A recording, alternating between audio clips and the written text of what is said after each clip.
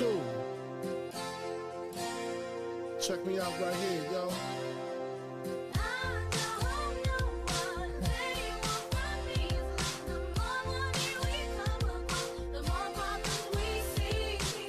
Yo, what is going down, y'all? Welcome in.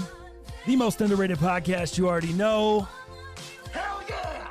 Broadcasting from Most Underrated Studios. I'm your man, Thomas the Franchise. The homie Dow Antonio chilling across from me. Hello. What up, man? How you doing, bro? Same old, man. I think we got a great show today. Good vibe. Oh, yeah. So much good shit. So much good stuff on the show today. What up, chat? How you guys doing in here, man? Look at Eli Soto starting the show off. Woke up to an SNS green tea 4D dub. Let's go. Good for you, man. Haters gonna hate. I got a little hate in my blood for that, but congratulations, my friend. That's a great shoe. Yeah, it is. Nice dub.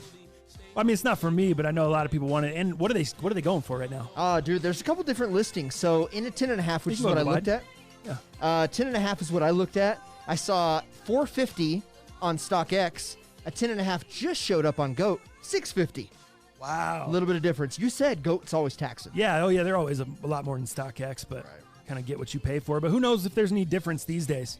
I mean, looking at what happened with me with the mochas, like I've told a bunch of people on social media, and maybe you heard me say this before, maybe you haven't, but StockX and GOAT, I think GOAT is better than StockX overall. But during this pandemic time where people are authenticating from their house, I don't know. Who knows? I don't know if they're better during this time. Does it level the playing field a little bit?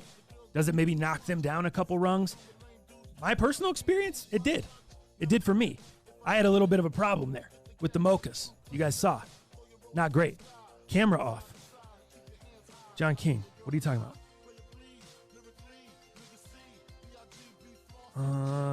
What do you mean off? I don't know. I don't see anything else like that. I think everything looks good. Sounds good. Marco, what up, bro? How you doing? Landon, what up? In the chat, Fail Beast. Looking for a banger today, lads. Give me a woo. There you go, Fail Beast. Nice. There you go. Give you double woos, bro. Speaking of woos, oh my gosh. I went down a rabbit hole last night. I was watching all these YouTube wrestling, old wrestling stuff on YouTube, like just stories and stuff like that. And then I was like, oh, let me check in on the network because Stone Cold Steve Austin, I don't know what has been going on. Let me know if you guys know out there, but it used to be Stone Cold Steve Austin used to drop 2 podcasts a week. One was uncensored, one was censored. But he dropped 2 a week forever, dude, like for 3 years. And then all of a sudden, they changed it to the Steve Austin show. And since COVID, dude, I don't know. I think they've just uploaded classic episodes every week. He hasn't done a live show at all once this year, I think. And I don't know if that's due to COVID because he did a lot of stuff over the phone and Skype interviews and stuff anyway. But I don't know if it's due to that. I don't know if it's due to the fact that he is in contract negotiations with Podcast One, the company he does it with. But for some reason, the Stone Cold Podcast or the Steve Austin show is not uploaded a new episode in forever, but he did sign a contract with WWE to do podcasts on their network, on WWE Network. So he did an Undertaker one. He did, man, there's a couple classics in there. But I went to go look back and I was like, ooh, let me see if he's uploaded any new ones. And dude, I found one that he did with Kurt Angle like a couple months ago, or it dropped, I don't know, a little bit behind. He did a round 2 with the Undertaker, so he did another one. But yeah, last night I got down this crazy Kurt Angle Steve Austin show podcast. It was like almost a 2-hour podcast. And it's crazy. If you know Kurt Angle, Olympic gold medalist, this guy won an Olympic gold medal with a broken freaking neck. Okay? If you know Kurt Angle. And so the podcast is awesome, man. It has a bunch of old footage of him learning to wrestle. And you could argue that Kurt Angle, and Steve praised him many times throughout it, but you could argue Kurt Angle's probably one of the best to ever lace up a pair of boots in the WWE or in wrestling, and the quickest to ever get it. We're talking about a guy that won 3 major titles in his first year. That's unheard of, including the Ultimate Prize, right? Unheard of in WWE. Vince doesn't put straps on guys that quickly. And what I thought was really funny, what I learned about that, is Kurt Angle won the Olympic gold medal at the Olympic Games in 1996, Atlanta Games. American hero. wasn't supposed to win, super long shot, with a broken neck, won the gold medal. Not only did he win the Olympic gold medal, after he came out, Vince McMahon offered to sign him. At that time, it was one of the richest deals in WWE history for a newcomer. They offered him $500 million for 10 years, $500 million a year. So we're talking about a multi-million-dollar contract for a guy that's never stepped foot in a WWE ring, didn't know anything about what Vince calls sports entertainment. And he steps in and he's going to make $500,000 a year. Guess what Kurt Angle does, my friends? Kurt Angle says, nah, I'm not doing that. He has an agent at the time. It's like, you're not going to do that fake crap. What are you doing? So then Kurt started he's like, well, the money sounded great, but, my agent kind of did have a point. I decided maybe I didn't want to do the fake wrestling. So I started doing just autograph shows and doing this little stuff. Well, the money coming in from being an Olympian dies pretty quickly. He said, after you win that gold medal, after the hype dies down, all that goes away. So he said a few years later, he's no longer with the management company that told him don't do the deal with WWE for $500 million a year for 10 years. And he decides to go back to WWE, and Vince is no longer offering him that contract. Vince says, instead, not only am I not going to just offer you a deal straight off the top, you got to go try out. So you're going to go down and meet with Pat Patterson. You're going to meet with JR, Jim Ross, head of talent relations. You're going to work out, and we're going to see what we can do for you. So after JR sees him work out, goes and meets with Vince, and they sign him to a deal that's worth $50,000 a year. And it's like a 3 or 4 year developmental deal worth $50,000 a year. Now, Crazy. Like I said, Kurt blew that out of the water because he had the greatest first year of any wrestler in history, winning 3 titles and being in main events.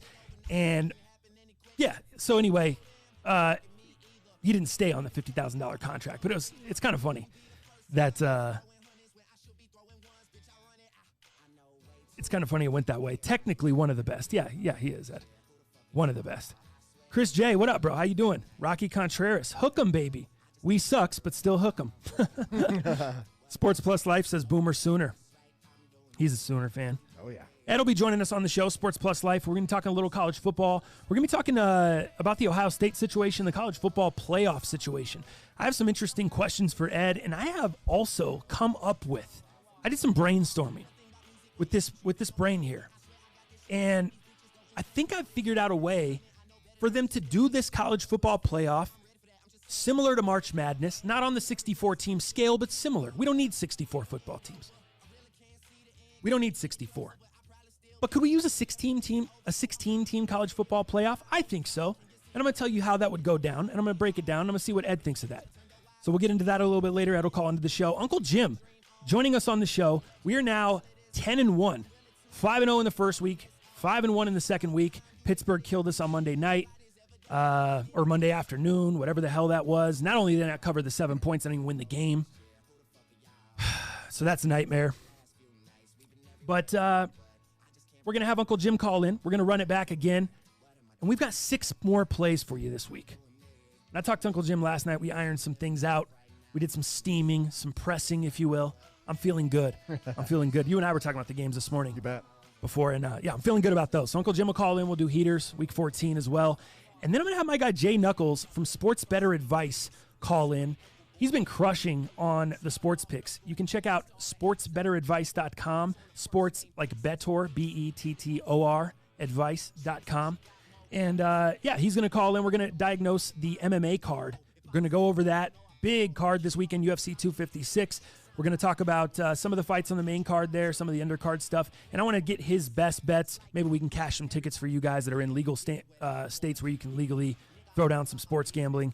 So if you can place legal wagers, try to win you some money this weekend with Knuckles as well. You said you're going to buy the card this weekend for the first time. Yeah, bro. I think I'm all in. Now, there is one thing that I know you guys are probably going to talk about, but Mr. Ferguson, Tony Ferguson called out who he's fighting, obviously, and saying, look, if you don't make weight, I ain't fighting. So this is interesting. So I'm looking forward to talking to Knuckles about this and seeing what some opinions are on this. Because if Tony doesn't fight, I may not buy the fight. That makes a big difference to me. Right. You know what I mean? Right. Actually, let me play you. Dude, Tony Ferguson just uploaded some new audio. Or not Tony, the UFC, ESPN, the UFC, ESPN MMA You know, they have the exclusive partnership with the UFC. So they always get these interviews quick, you know. They always get everything a little bit early. Let me cut this off real quick. And I'll play you this because Knuckles can't hear it later anyway. Look at what Tony Ferguson, Brett Okamoto this morning dropped this piece of audio with Tony Ferguson talking about the UFC fight this weekend. And Tony said, he came out on social media, if you're unfamiliar, he said if Charles Oliveira comes in overweight, he's not fighting. He's not going to do it. And you and I have had discussions about this over the past couple months with people not making weight.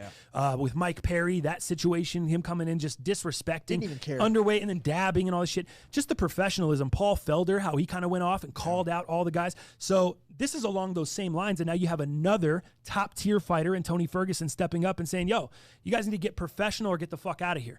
Because I'm not gonna fight you. And especially for that percent of the purse. Now, I think if they come back and start making it like 90% of the purse or something crazy, we might see some rule changes. And Dana said he'd be down for it, but ultimately it's up to the athletic commission. Right. So here's what Tony Ferguson said as far as whether he's going to fight or not this weekend regarding Charles Oliveira and his weight. What about the fight this weekend? You mentioned online that you have concerns over Charles Oliveira making weight. How come? Not anymore. Not anymore. Why? What happened? I said my piece. So if and they put that on his nutritionist, they got like how many? Sorry, there's some cursing on here, and ESPN bleeped it out, so you're going to hear some cutting out in here, but that's what that is. People taking care of him? I don't care. I've got my guys. Mm-hmm. I've got my crew. Mm-hmm. I will always be the last to eat, and I will always be the one that go out there first, front line. Mm-hmm. It doesn't even matter, man. These guys, they need to act like they want to be inside this octagon. If you can't make the weight, and you want to talk title, and you want to talk champion, and you're showing up 4 pounds over because, one, you're going to start rehydrating on Wednesday, Thursday, Friday, and you know you're not going to make that weight, you're going to have a bunch of angry people at you if you're not making that weight. And it's not going to be me or my people. Last thing. There you go. So I think he puts it in a really good position. But ultimately, do those fighters care if the fans are mad at him? No. You know what I mean? Like, I don't know. I think it's got to come down to money. Because who wants to go get punched in the face for free or for very little money? That's what it ultimately has to come down to, in my opinion. The other guy needs to get 90% of their money if they miss weight. Agreed. You can still make 10%. We'll pay you a little bit to show up, but you're not professional, so you don't get professional money. And not eligible for title shots. Exactly. That's just the way it is. Yeah, absolutely. So Knuckles, we'll talk to Knuckles about that coming up. I think that's going to be very good as well. Let me get my music back, bruh. There we go. In the chat, Nick Thornton, TTF all damn day, son. What up, Nick? How you doing, bro? Homie from way back in the day. What up, man? Good to see you. Eli, my bird got me deep into my feels right now. SOB's got to get their shit together. We were talking about that game this morning. We're staying all the way away from that game. Oof. All the way away. We, the Steelers losing last week. You think they'd come out motivated this week? I don't know. You think they'd like to turn it around a little bit, but that's going to be an interesting game. Buffalo and the Steelers. There's a lot of good matchups this weekend. That's what I'm really looking forward to, especially with the way Buffalo looked on Monday night.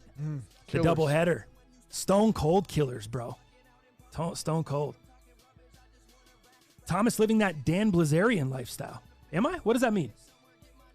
I don't know. Dan Blazarian that I know, he's got like chicks on chicks. He's got like 34 chicks. You have Right. that many chicks? I have one chick. That's why I'm confused. I'm confused. Oh, without all the naked chicks everywhere, he said. LOL. There you go. What do you mean though? I don't know. Yeah, fill me in, Marco. Sometimes it's hard to get context there. But dude, what do you know? Let me shout out real quick. Dow's got the Nigel Sylvester Jordan 1s on today. Wow. I'm so jealous of that pair. Love them joints. The box is sick. The pair is sick. Everything about it super sick. I had an opportunity to pick them up at about $450, maybe 8 months back. Didn't pull the trigger, and I'm shooting myself in the dick every day on it now. So sad. Those are one of my favorites, man. Love those. Yeah, I love those. Retail, right? What was that? What was the story on those? Retail hit? No, I didn't get retail. I believe, what did I do? You don't even know. I got them off a GOAT. I do know that, and I think I got them. They were gently used, I believe, and I think I paid $330. Oh, see, that's the best way to go. Yeah. A gently used joint where you can examine the pictures on GOAT first, and then save some money there. Score. Because you know you're going to wear them anyway. That's the best way to go. Love that pair. They're already broken in. Yeah, right. You know what I mean? Dude, I've been trying to wear this jacket for probably the past 5 shows. It's a sick jacket. And every time I put on an outfit, I can't find an outfit to go. I can't find shoes to go. I came down one day and thought I was doing good, and my girlfriend's like, "That looks like shit." Hurt my feelings. I was like, "Fuck, man. dude." I was like, got all sad. I was like, "What's going on here?" So it did not apparently didn't look good to her. I was like, "All right, finally, I found something that goes." And today she was already gone by the time I left. So you didn't get to see it.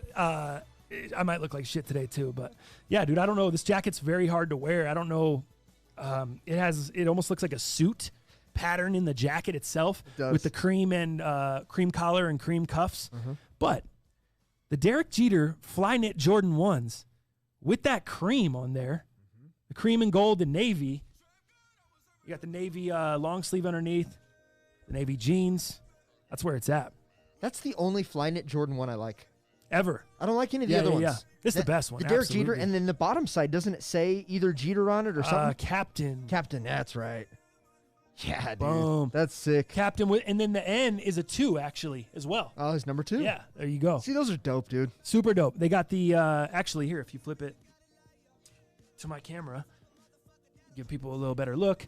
They've got the gold Wings logo up top, the fly knit navy, and then cream around the toes. All super nice quality. I've actually washed these a couple times as well in the washer because they get ridiculously dirty. Yeah, I know. It's almost like a tweed material. Yep. Like a tweed. And then you got, I don't know if you can see that, but you got respect, the Jeter, respect on the inside with the 2 on the insole. The insoles are not a normal Jordan 1 style insole. They're almost like a rubberized insole. So it's like a memory foam rubberized insole. It's not sweaty. You could feel it. It's like a higher end material. It's like this kind of. Wow, that is. It's sick. That's way better. Right, dude. It's so ill. That's like a trampoline in that bitch. They're such a sick pair. So That's underrated, nice, man. dude. A lot of people don't know about these. These got slept on so hard when they came out. I'm curious. Can you look on GOAT real quick? Yeah. I'm curious. What are these doing these days? They have this leather on the inside of the heel cup. So nice. Very, very. Switch to your camera really quick, Dal. Look at that. What do they say there on the side? Is that that's just the sizing and all that? Mm-hmm. It says 1985 2017-XC. That's fire. Yeah, size 12. But look at that. The leather around it's like almost blazer-esque. Nike blazer-esque. And then they come with the cream laces with the gold lace tips on there as well. So yeah, man, great pair. If you guys are looking for a pair of Jordan 1s that people, I don't know if they're breaking necks, but people definitely, what the hell are those, man? I don't remember those. I haven't seen those. The Derek Jeter fly knits from 2017, bro. It's a great pair. All right, you can Yeah, so you're looking even used on that, still over 300 used over 300 on that shoe. I knew I should have doubled up. All that stuff, it's so funny. We do it every release, it feels like. In the moment, people just don't, you don't double up on stuff, or stuff is, you're like, whatever, I'll be able to get it cheap forever, and then, no, you can't. Oh, made a lot of money gambling, Marco. Damn Blazarian lifestyle. Yeah, dude, gambling has been really good lately. I've been taking more risk, but it's been paying off because I've been doing more research. And hopefully we have an opportunity to let you guys in on that, man. I'm trying to build some partnerships up with a few different people, some different cappers, my guy Knuckles, who you'll hear from in a little bit. People that are just really good in this industry, really good at what they do. I have friends that live full-time off sports betting. They live full-time off of DFS, daily fantasy, DraftKings, FanDuel, all that shit. So I'm thinking that we want to start dropping more content like that for you guys. Damn, Blazarian's bankrupt now, is he? That's what Ed said. I think he made a bad investment into a company. I can't remember what the company was. Those shoes are still DS, Dal. Fail beast. They are, man. Remember that? These are the nacho cheese joints. The nacho cheese.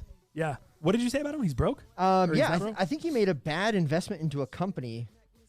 Let's see here. Danny B, huh? Yeah, there's a company that supposedly went up. So, yeah, he lost, his company lost $50 million last year. And, so just a bad investment. Let's see what that company was called. I think it was a weed company. 50 million, and that's all he had? So he went belly up. He had everything in one. I don't know. He gets all his money from it was family inheritance. Okay. I think his father was a big time money man, but yeah, it looks like he lost $50 million in this Ignite company. Okay. So yeah. Let me post this. There we go. I just hit the tweet. There we go. Bam, live. It's hard to find that information because when you look up Dan Blazarian, you just see him and a bunch of chicks. Marijuana company, Ed said. Yeah. Ed, maybe you can fill in the holes when you jump on here in a little bit. Dude, let me hit you with this story. Dude, actually, hold up. Yeah, you can file bankruptcy and still be rich. That's what I was gonna say. Look at your boy 50. Yeah. Remember that? He went out, he wrote broke on his Instagram and stacks of cash, and then the courts came after him again. He had to say it was fake money or something. What about Donald Trump? That guy's Right. filed bankruptcy There you go. 11, 12 times. So There you go. Well, check this out, dude. So you and I were just talking about some crazy stories. You might be looking at a promotion at work. Mm-hmm. Let me tell you about this shit. I'm at the post office the other day. Remember the rollerblades I had in here, the Shimas? Oh, yes. I told you I wasn't going to keep the Shimas because I thought they were rushed. I thought they were poorly done. There's certain things I didn't like about them. The box, the whole thing. Yeah, they shipped me they didn't double box them. They shipped me the skates in the skate box. They just flipped it inside out, which was super whack. So anyway, I go to ship back the skates at the post office on Tuesday or Wednesday. Yeah, Tuesday. And dog, I pull up. I got Benny in the car and my little dog. And I'm like, all right, cool. I'm just going to be able to run in real quick, ship these off because I came to the studio, printed out the label, got everything ready to go. So I go in there. I'm going to be able to drop these off, ship them out real quick. Of course not. And I avoided this post office over here because this one is a straight nightmare and it's in the hood. Oh. It is the super hood. So I went to this other one way out more east. I walk in there, bro. Line the size of Texas. There's only allowed 6 people in the lobby. In the actual building. So no, in like the lobby area. The lobby, yeah. So like where they're checking you out or you're talking to the person to ship your shit. So 6 people allowed in there, and then a line forms outside of there. And then the line is certain people long, and everyone's kind of socially distanced, whatever. I feel like social distancing has gone from 6 feet to about 3 feet. Yeah. No one is giving you much space anymore. Do you guys feel like that? Like everyone's like kind of like, whatever. Yeah. We're far enough. Well, I'm in line.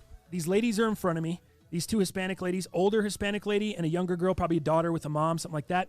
And then up front, some older white ladies, some older people in the, just some olds up in the crew, middle-aged women.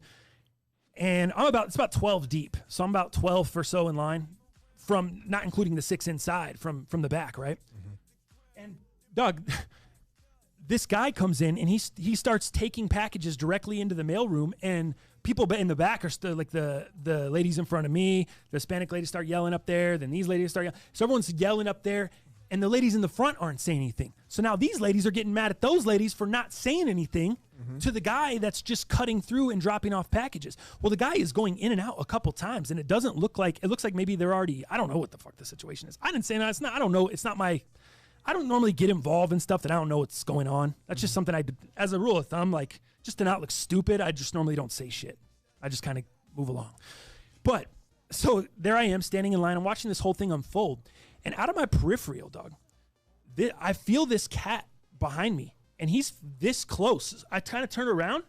And, dude, this guy is, like, close to me, bro. Like, standing line. Like we're at Waterworld, getting on a ride. Yeah, totally. In the summer.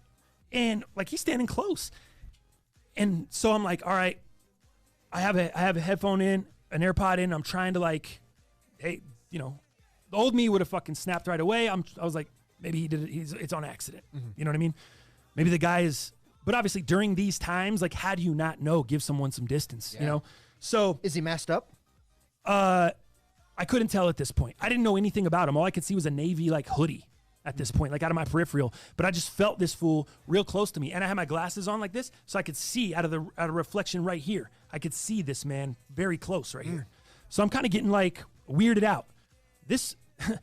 I'm like, let me give this cat a chance. Maybe he just wasn't paying attention. He's looking at his mail, whatever he's shipping out, and he got a little close, wasn't paying attention. So we move up. Same shit. Guy's right on me. And I'm like, this motherfucker, I'm not happy about it. But I'm not gonna tell him fuck you either. We move up again. I give him one more chance. We move up again. Bam, right on top of me again, bro. So I turned around. I go, my guy, a little space, please. Just like that. Just like that. The tone isn't good. Mm-hmm. It's kind of a little bit, It's a little sharp. Yeah, but it's please was in there. and I'm getting right to the point. And I called him my guy. I don't know the guy. My guy, a little bit of space, please, is what I said. Dude immediately kind of swells up on me. You could tell, you know how sometimes I've done it. I've been guilty of this too. Someone tells you something, you know you're wrong, but this is the way, like they catch you off guard and you get offended, almost like you get, like you don't want to be wrong real quick kind of thing. It was kind of like that. And he knew he was wrong, but he kind of didn't know what to say real quick. And he was like, okay, just calm down. And I go, everyone's calm. I'm just telling you, for social distancing, we moved up 3 times and you've been right on me 3 times. Just scoot back a little bit. Good. And it's like that, you know? And instead of just scooting back and being wrong and taking that L on the way out, what does my man do? Or what? Or what? Or what? What are you going to... And I just looked at this guy, bro. And this is an old man. This man is easily approaching his 60s. Yeah. Or what? And he is masked up at this time. Sure. He has a ball cap on, masked up, glasses on. I got glasses on. And we're both masked up. And, or what? You ain't going to be talking to me disrespectful, all this shit. And I go, dog, you're disrespecting me right now. How are you going to tell me about being disrespectful when I ask you to please give me some space because of social distancing, and you're going to talk to me about disrespect right now? Crazy. That's what I said. Crazy. I was looked at him and he goes, what? And I go, so please back up. Give me a little space as he's stuttering. And he goes, and what if I don't? And what if I don't? And I go, that's your response? How old are you? Yeah. And I just looked at him. I go, embarrassing. And I just turned around. And I knew he wasn't going to hit me from the backside or do nothing crazy. He was an older guy, you know, like whatever. So I just turned around. That fool would have broken his hip. Oh, I'd have cracked him with the skates, bro. I had these big ass heavy skates in my hand too, my whole package. So anyway, we do this whole thing, the song and dance. I just turned around. I just said, embarrassing. I just turned around. Because he's an old guy, dog. Like, you're an old guy. You're old, fool. I'm trying to look out, but you're not giving me space. You want to talk to me about disrespect? Like, please was in there. Who's this virus going to really affect, dog? Exactly. Stop playing. So then we start moving along. It's about 5 minutes goes by. I kind of mellow out. He probably mellows out, whatever. We getting up to the front. Then this other guy pops in the side door where the guy was cutting from before. Now I'm up to that point, getting ready to go in the lobby. This other dude pops up from the side, and he's about this far from me, right here. And there's a lady standing right here, and right away. Before that, she's like, can everybody please give me 6 feet? And I looked at him, I go, my guy, a little bit of space, please. Same thing to the guy behind me. And I know he saw the whole thing. Right. He's watching the whole thing. I go, a little bit of space. And he goes, no, but I'm just trying to, I go, I don't care. I've been waiting here 10 minutes. My time is about to come to go in here. If you need to ask a question, you do the proper social distancing to figure out how you can ask your question, or go to the back of the line. This is not my problem. My problem is I've been waiting here 10 minutes to get in, and I'm next, and you're standing too close to me. And he didn't say nothing. He just masked up and backed up. Sure. And that was it, because I was already in the mode. And then the lady up front, nicest lady, she's like, thank you so much for doing that. And I know the old player behind me heard it too. Yeah. And whatever. So then I walk in. I get my space in. I say, yeah, no problem. Sorry you have to do this. Sorry, your job is crazy. You know, I apologize to her, real nice to her, whatever. I go in, and the lady at the counter, I'm going to check out. And the lady at the counter checks me out and everything. And right as I'm about to leave, the guy comes up to me, the old player, and he not real close, but he comes up. He goes, "Hey, I just wanted to say I'm sorry. I just wanted, I'm sorry, and have a Merry Christmas." And I go, "Thank you, you too."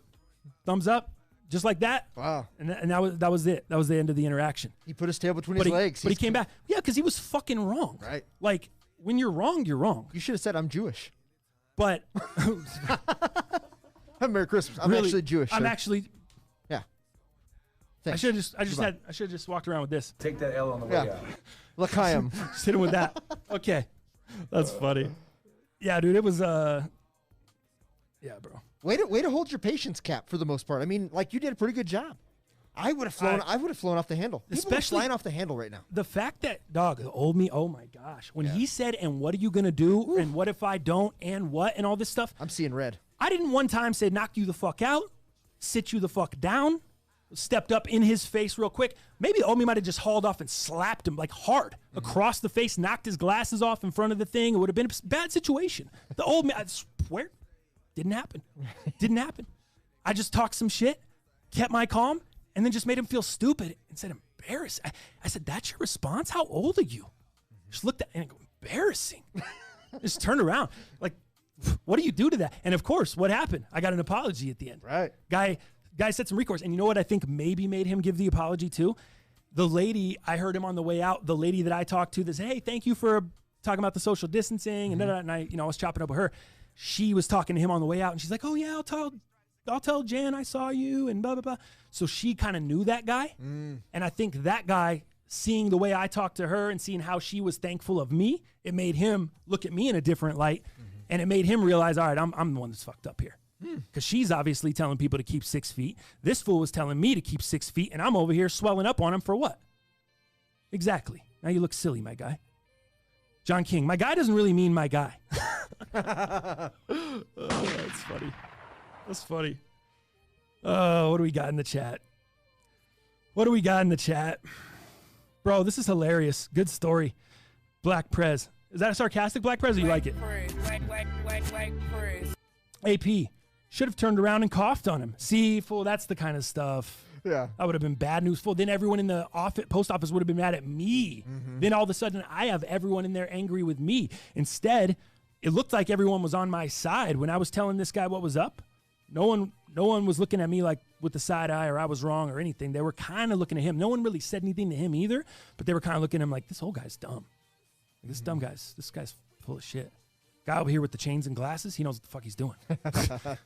I know it was a mind fuck in their head too. They're like, geez, guy with his sagging his pants and chains and glasses, he's actually social distancing and telling the old guy to back up. I never thought the guy with the fruit boots would have the perspective. Yeah, he's got the fruit boots on. Jesus, this guy is real deal. What's the deal here? Anthony, I will never wait in line at the post office. I pre-buy labels and drop off at the last counter. Maybe that's what that one guy was doing. That's what they were doing. He was just coming in and dropping off. People were getting mad, bro. There was people that were cussing that guy out. And that's what happened. That's why that lady showed up there and was like, can we please do distancing? And that, because that guy kept in there and people complained and da-da-da-da-da. Yeah, it was amazing. Oh, the thing that was super amazing, too, was that lady was... The Hispanic ladies were trying to talk to her in their broken English and trying to tell them what happened. And dude, it was this black lady. She had no fucking chill. She was not having it. She was like, I know, ma'am. I know. I hear this every single day. I'm here every day. That's why I'm here now. Yes, please just go. Please. I have it under control. Please. She wasn't even letting them talk. And they're like, no, but you see, like this guy was coming through the door and he was cutting in front and he was going through and she was like, she was not even having it, bro. Just not even listening. It was so classic. I love it. I was dying. Armando, post office is one of the craziest places, from people not speaking English to not knowing to knowing addresses to not knowing much. And just impatient people in general. Sorry, I butchered the shit out of that, Armando, but there was some typos. We'll both take it. I'm sorry, bro. Take that L on the way out. I could have been a little better though. Oh yeah, pre-COVID, he gets the hand slap for sure. Eli. The open hand. Yo, chill, fam. You got some Jews in the chat. DJ Crush. I know. Robin's in the chat, I'm sure. And where's my happy Hanukkah, he said. Happy Chanukah. Dow, fool, can you send him a dreidel? Can you send him some stuff? Yeah. I know you got stuff laying around the crib. Robin has a couple things she could probably, can we gift Crush some things, fool? He's already trying to get my bread 350s. Make him feel good. Yeah. Bread 350s. He's trying to buy them. Wow. He's DMing me. He's sending me voice messages. This guy's in there. In there like swimwear. Yeah. Let's do it. No chin hair. Status Serigraph. The post office is the worst for people that want to stand right up your ass. Dude, that's what I was getting yesterday, and I just wasn't understanding it. I'm like, with COVID? Really? And you're old as shit? Like, what are you doing? TTF always nails the voices. Vitzer, same Anthony. Used to have a biz and just rolled right past everyone for the drop-off. That was probably that guy. A business, just rolled right past everyone. Yeah, COVID times, people were getting a little heated. Can I do this really quickly for all my parents in the chat real quick? Speaking of my man Vitzer in the chat. Vitzer's the epitome of parents. I joke with him and Mandy. I call them real people all the time because I don't know anyone like them. They're the first people I knew that were just like real adults. I've never really been an adult. I'm still not growing up very well. Not doing good at it. Career-wise, life-wise, house-wise, a ton of wise, right? Bad, not doing good as an adult. But let me dead this really quickly. The homie Vitzer, bro, he wrote this letter to his daughter. And I put this out on Twitter a couple weeks ago. I asked you guys, all of you guys that have kids, everyone out there that has kids, what are you doing right now with your kids? Are your kids coming up to you and saying, hey, like, is Santa going to be able to come? How is he not going to get COVID going into all these houses? Or are your kids just saying, yeah, I want the Xbox, the new Xbox and the PS5 and the new whatever, and they're just going along like business as usual? I put that out on Twitter. I didn't really get much response. I just got a little bit of people just saying, they just kind of tell them, they just kind of let them know wait, actually, I don't even know what the response was on there. Anyway, parents with Christmas, parenting can be difficult when you have to explain the whole Santa shit to your kid, depending on the kind of parent you are. Me, I didn't have these kind of parents, but I feel like this shit is really dope, especially for girls. Oh, damn. Oh, you're getting some, whatever. Especially for little girls. So his daughter, Adeline, I love Adeline. It's my dog right there. Adeline and Ayla, his daughters, they're getting to the point where Santa, you're starting to hear all this stuff. So check out this letter that they wrote, dog, that Mandy and Adam wrote to Adeline to explain Santa. Dear our sweet Adeline, we're in amazement of the young lady you've turned into. Your kind heart, amazing spirit, and loving personality is something that you should continue to strive to share with the world. We understand that during this time of year, kids at school, and even you, being as smart as you are, probably wonder or talk about, is Santa real? It's time for us to help you understand the spirit of St. Nicholas. St. Nicholas was a wealthy man who lived in the 4th century, whose most famous story was him dropping gold down chimneys of the poor without anyone knowing he was doing it in order to help provide a better life for those in the house. In the 16th century, many stories passed along through the years. He began to reform into Father Christmas and eventually Santa Claus. Santa is bigger than any one person, and his work has gone for many centuries. Santa is being kind and giving. Santa is being... Sorry, this thing is very blurry and a little hard to read, guys. Santa is being selfless. Santa is Christ-like. Santa is in your heart. Santa lives in you.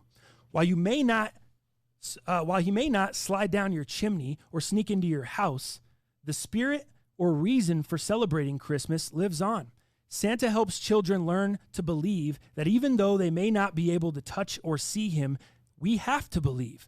Throughout your life, you will need to have the ability to believe in your friends, believe in your talents, your abilities, believe in your family, and most of all, be able to believe in yourself.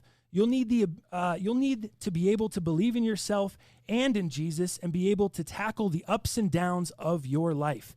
Santa is a teacher, and we have all been his students as children.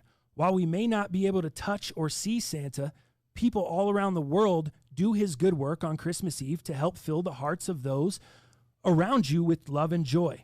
Mom and dads help create a magical experience and bring love and joy to those to you on Christmas morning. So does that mean mom and dad are Santa? No, we are not Santa. Santa is love, magic, hope, giving, and happiness. Santa lives in mom and dad's heart, and we are on his team. And now Santa lives in your heart, and you have joined his team too. We love you so much, Adeline. We're so proud of you, and because of the kind, loving heart you possess, we know you will be one of the best people on Santa's team. With lots of love, Mom and Dad. Dude, as a parent, wow, to explain Santa to your kids, I butchered a little. I'm sorry, I stumbled through a little. Bro, I mean, did somebody cut the onions in here? When I read that, I was like, I don't even have kids, but if I did have kids, when I have kids, if I do, that's the kind of parent I'm trying to be. Not the kind of parent that's like, yeah, Santa ain't real, you fucking idiot. You know what I mean? Like the shit that, like, I don't know, like you and I probably had some of that to a degree. Yeah. And it's like, I just loved that, man. Knowing those girls the way I do, maybe I have a little bit of a connection, or a different connection. But I just think the way they're raising those girls up is awesome. Santa lives in your hearts. He lives in our hearts. We represent Santa. Santa is love. Right. That's crazy. Right. I about cried over here. Yeah, dude, I really enjoyed it. It's just something, especially with all the parents we have that listen to the show. Really cool. And I'm not saying, everyone has to take that approach. Everyone can do their own parenting and do whatever they want. But I I enjoyed that shit. John King, I am Santa. What you mean? Whatever, Santa. Where's my effing Xbox? Fail beast. Exactly. Status Serigraph. Amazing. Damn, that's a super legit letter with a really good explanation of Santa. Mm-hmm. Philly Mayor, our elf on the shelf has a mask on. My wife got it on Etsy. Oh, I forgot the elf on the shelf. That's fire. Yeah, dude. So I really, I just thought that was dope. I wanted to share, and Vitzer reminded me of that in the chat there. Let me get, what time is it here? Let me see. Oh, let me see what Knuckles is saying. Okay, dope. Yeah, let's do, let's do Ed here. Let me get Ed on the phone. Read that comment from Vitzer really quick for me while I get Ed on. He says, dog, definitely made my eyes leak again. It is not one of those things that you think about when you have kids, but she took it really well, and it was really rewarding, is what he says. There you go. Oh, man, I bet. Very well written.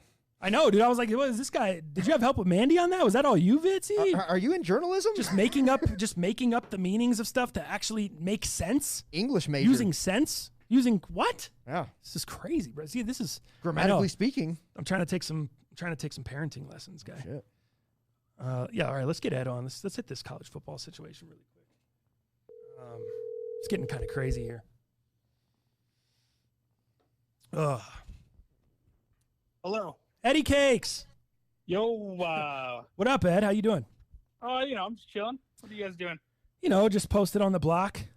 No, I am watching you posted on the block. Like, you're struggling today. I'm reading all these comments and everything. Dude, I know. It happens. It's bad. Yeah, it does happen. That's right. Here's the thing. I'm either going to come in and I'm going to be kind of a mediocre, like kind of a just, boring storyteller. It's like, hey, get to the fucking point of the story already. And I'm going to be flying and reading the comments and reading well. Or I'm going to be killing the story time, but it's going to be the Strugs. I'm going to be Carrie Strug over here on the comments. Carrie Strug. So you get one or the other. You don't get similar both. to Carrie Strug's, right? You got the knee problems. Oh, look at Ed. Oh, no. Oh, cut it out. I'm on fire today. Nice one. Yeah. Ed, tell me your thoughts on well, actually, let me lay out the Ohio State situation here. So for people that don't know, Michigan's supposed to play Ohio State this weekend. Michigan's not able to play the game because of COVID-19 losses on the team. They're not going to be able to field the team. They've canceled the game. Whether you believe that or not believe that, can we all agree Ohio State was going to beat the crap out of Michigan anyway? Doesn't really matter. Mm-hmm. Well, yeah, sure. In the Big Ten at the beginning of the year, the NCAA the Big Ten came out when they were kind of mulling back and forth, and then first they canceled the season, then they weren't going to cancel the season. Well, they came up with these restrictions, and one of them was that you had to have 6 wins, or have played 6 games, to be eligible for the college football playoff. Well, since the Michigan game is canceled with Ohio State this weekend, they're not going to play that. They already canceled the game against Maryland earlier this year, and they canceled one of their other games earlier this year. So now they only have 5 games played. Yeah. And now they're not going to be eligible to play in the Big Ten championship game with only 5 games because they got to have 6 games played. So the committee goes in, they rework the rules, and now Ohio State is going to be able to make the college football playoff and play in the Big Ten championship game next week. So if they beat Northwestern in the Big Ten championship game next week, they'll be eligible for the college football playoff. Do I have that all correct? Yeah, that's correct. What do you think of this? Do you think of them reworking the rules? You think this is the way it's supposed to be? What's your thoughts here? I mean, there's no way they're going to deny Ohio State that. I wasn't surprised by the decision. I mean, they know who their cash cow is in the Big Ten. I mean, it's going to be Ohio State. That's what people care to watch. I don't think a lot of people wanted to watch a Northwestern versus Indiana championship game. But no matter how you look at it straight up, Ohio State handled business against Indiana. So I think they're deserving of being in the championship game. And I also think Michigan was like, you know what? We're not going to win. We don't like Ohio State. We don't play this game. They don't get in the championship. We're gonna pull out. I think that was the last FU from Michigan to Ohio State being like, hey, you're not going to beat us. We're going to find a way to turn this on you. Right. Do you think Michigan pulls out of that game if Ryan Day didn't say that he was going to beat him by 52 or whatever that was earlier this year? What was that?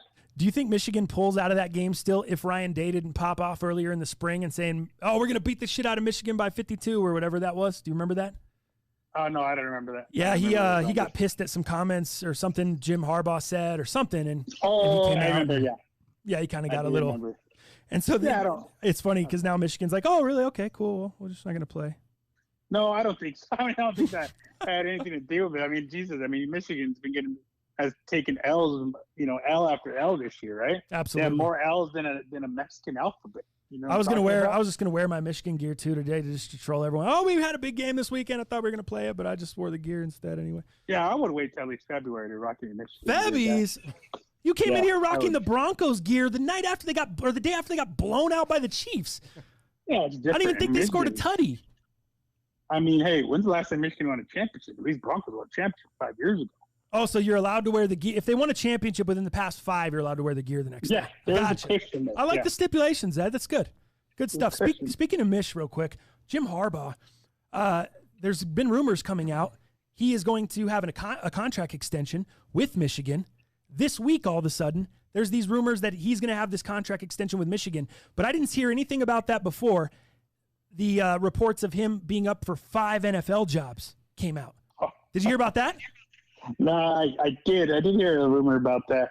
Dude, all of a sudden he's reported for 5 NFL jobs, and then Jim Harbaugh is going to sign a contract extension at Michigan. Do you think he leaked the story about 5 NFL jobs so he could get Michigan to buy him back in? Yeah. I thought the athletic director was Jerry Jones for a second, giving the shitty head coach an extension that he doesn't deserve. Probably. I mean, maybe that's a little bit of mind games, Maybe we talk about mind games. You and I are big wrestling fans. We talk about Triple H, cerebral assassin. Yeah. Ric Flair, all these mind games. Maybe he did leak it. Maybe he got a little bit of leverage. That's what it feels like, right? That's what it feels like. Now, the other side of so first of all, the reports came out of 5 NFL teams are interested in Jim Harbaugh if he decides to leave Michigan. That was the first report. Then it came out that Michigan and Harbaugh were working on a contract extension. That came out later in the week. Now, the newest news I've read is that in the language of the contract extension, they're kind of far apart on money. Harbaugh, they're wanting to take Harbaugh way down in money on the new contract and from the amount that he's wanting. Also, they want to put specific language in the contract to bring him back up to the level of money he's making now. They want to make it all incentive laden. So they want to take his base way down and then give him a bunch of incentives to get back to where he is now. Like he has to win, Big Ten championships. He has to, I don't know exactly the language. It didn't say, but they're saying that there's stuff like that being talked about within the contract. Do you think having to beat Ohio State should be in that contract? Oh, definitely. For that incentive? You have to show your proof. Yeah, you have to show your worth. You have to prove that you worth the money you signed for. And I love it. That's why I love incentives. You and I, Dal, come from sales backgrounds. Incentives, they feel good. But the only reason we're kept around because we're meeting those goals, we're meeting those expectations. Jim Harbaugh hasn't met those expectations in 3 years, last 3 years. I think I'm okay with that. I don't see why that's a big deal. Yeah, but it's not that they're not the same program. Michigan is one of the top academic institutions in that conference. Ohio State is a great sports school. They're not a great academic school. It's going to be harder to recruit to Michigan and Ohio State anytime. Ohio State, you could argue they have outgrown the Big Ten, realistically. Do they even need to why are they there anymore? They've outgrown that conference. Let's be real, dude. Is it time for a super conference? Do you put Ohio State, Clemson back in the SEC and make a super conference? What do you do there? The same thing with Clemson, right? In the ACC.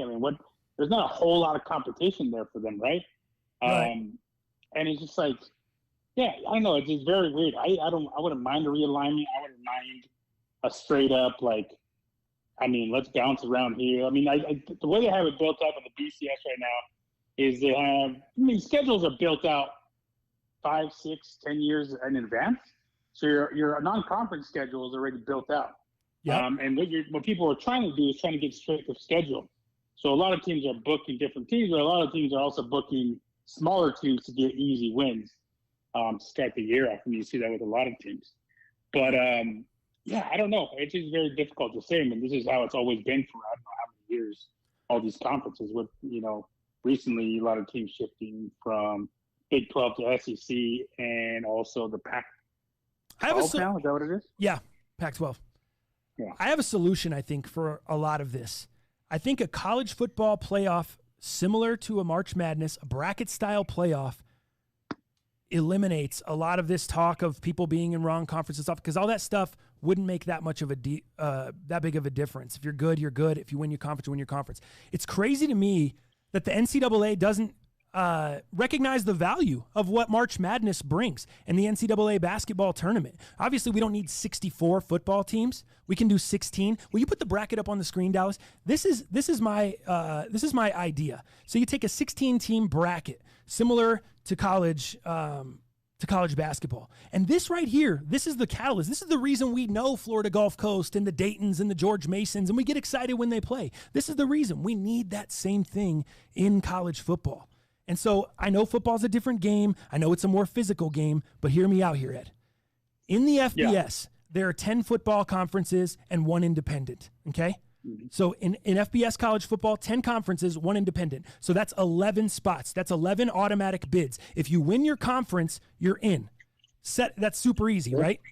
Yeah. Win your conference, you're in. Very easy to understand. That leaves 5 spots left. So with those remaining 5 spots, then you take a competition committee just like you have now that decides the college playoff, and they decide on the other 5 teams.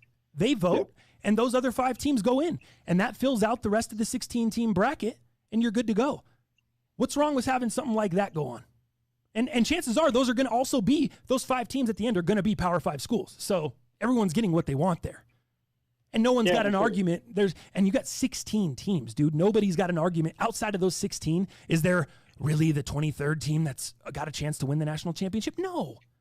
But this makes it fun for everyone. This makes it interesting. And this gives those little guys a shot like they have in the March Madness tournament, basketball.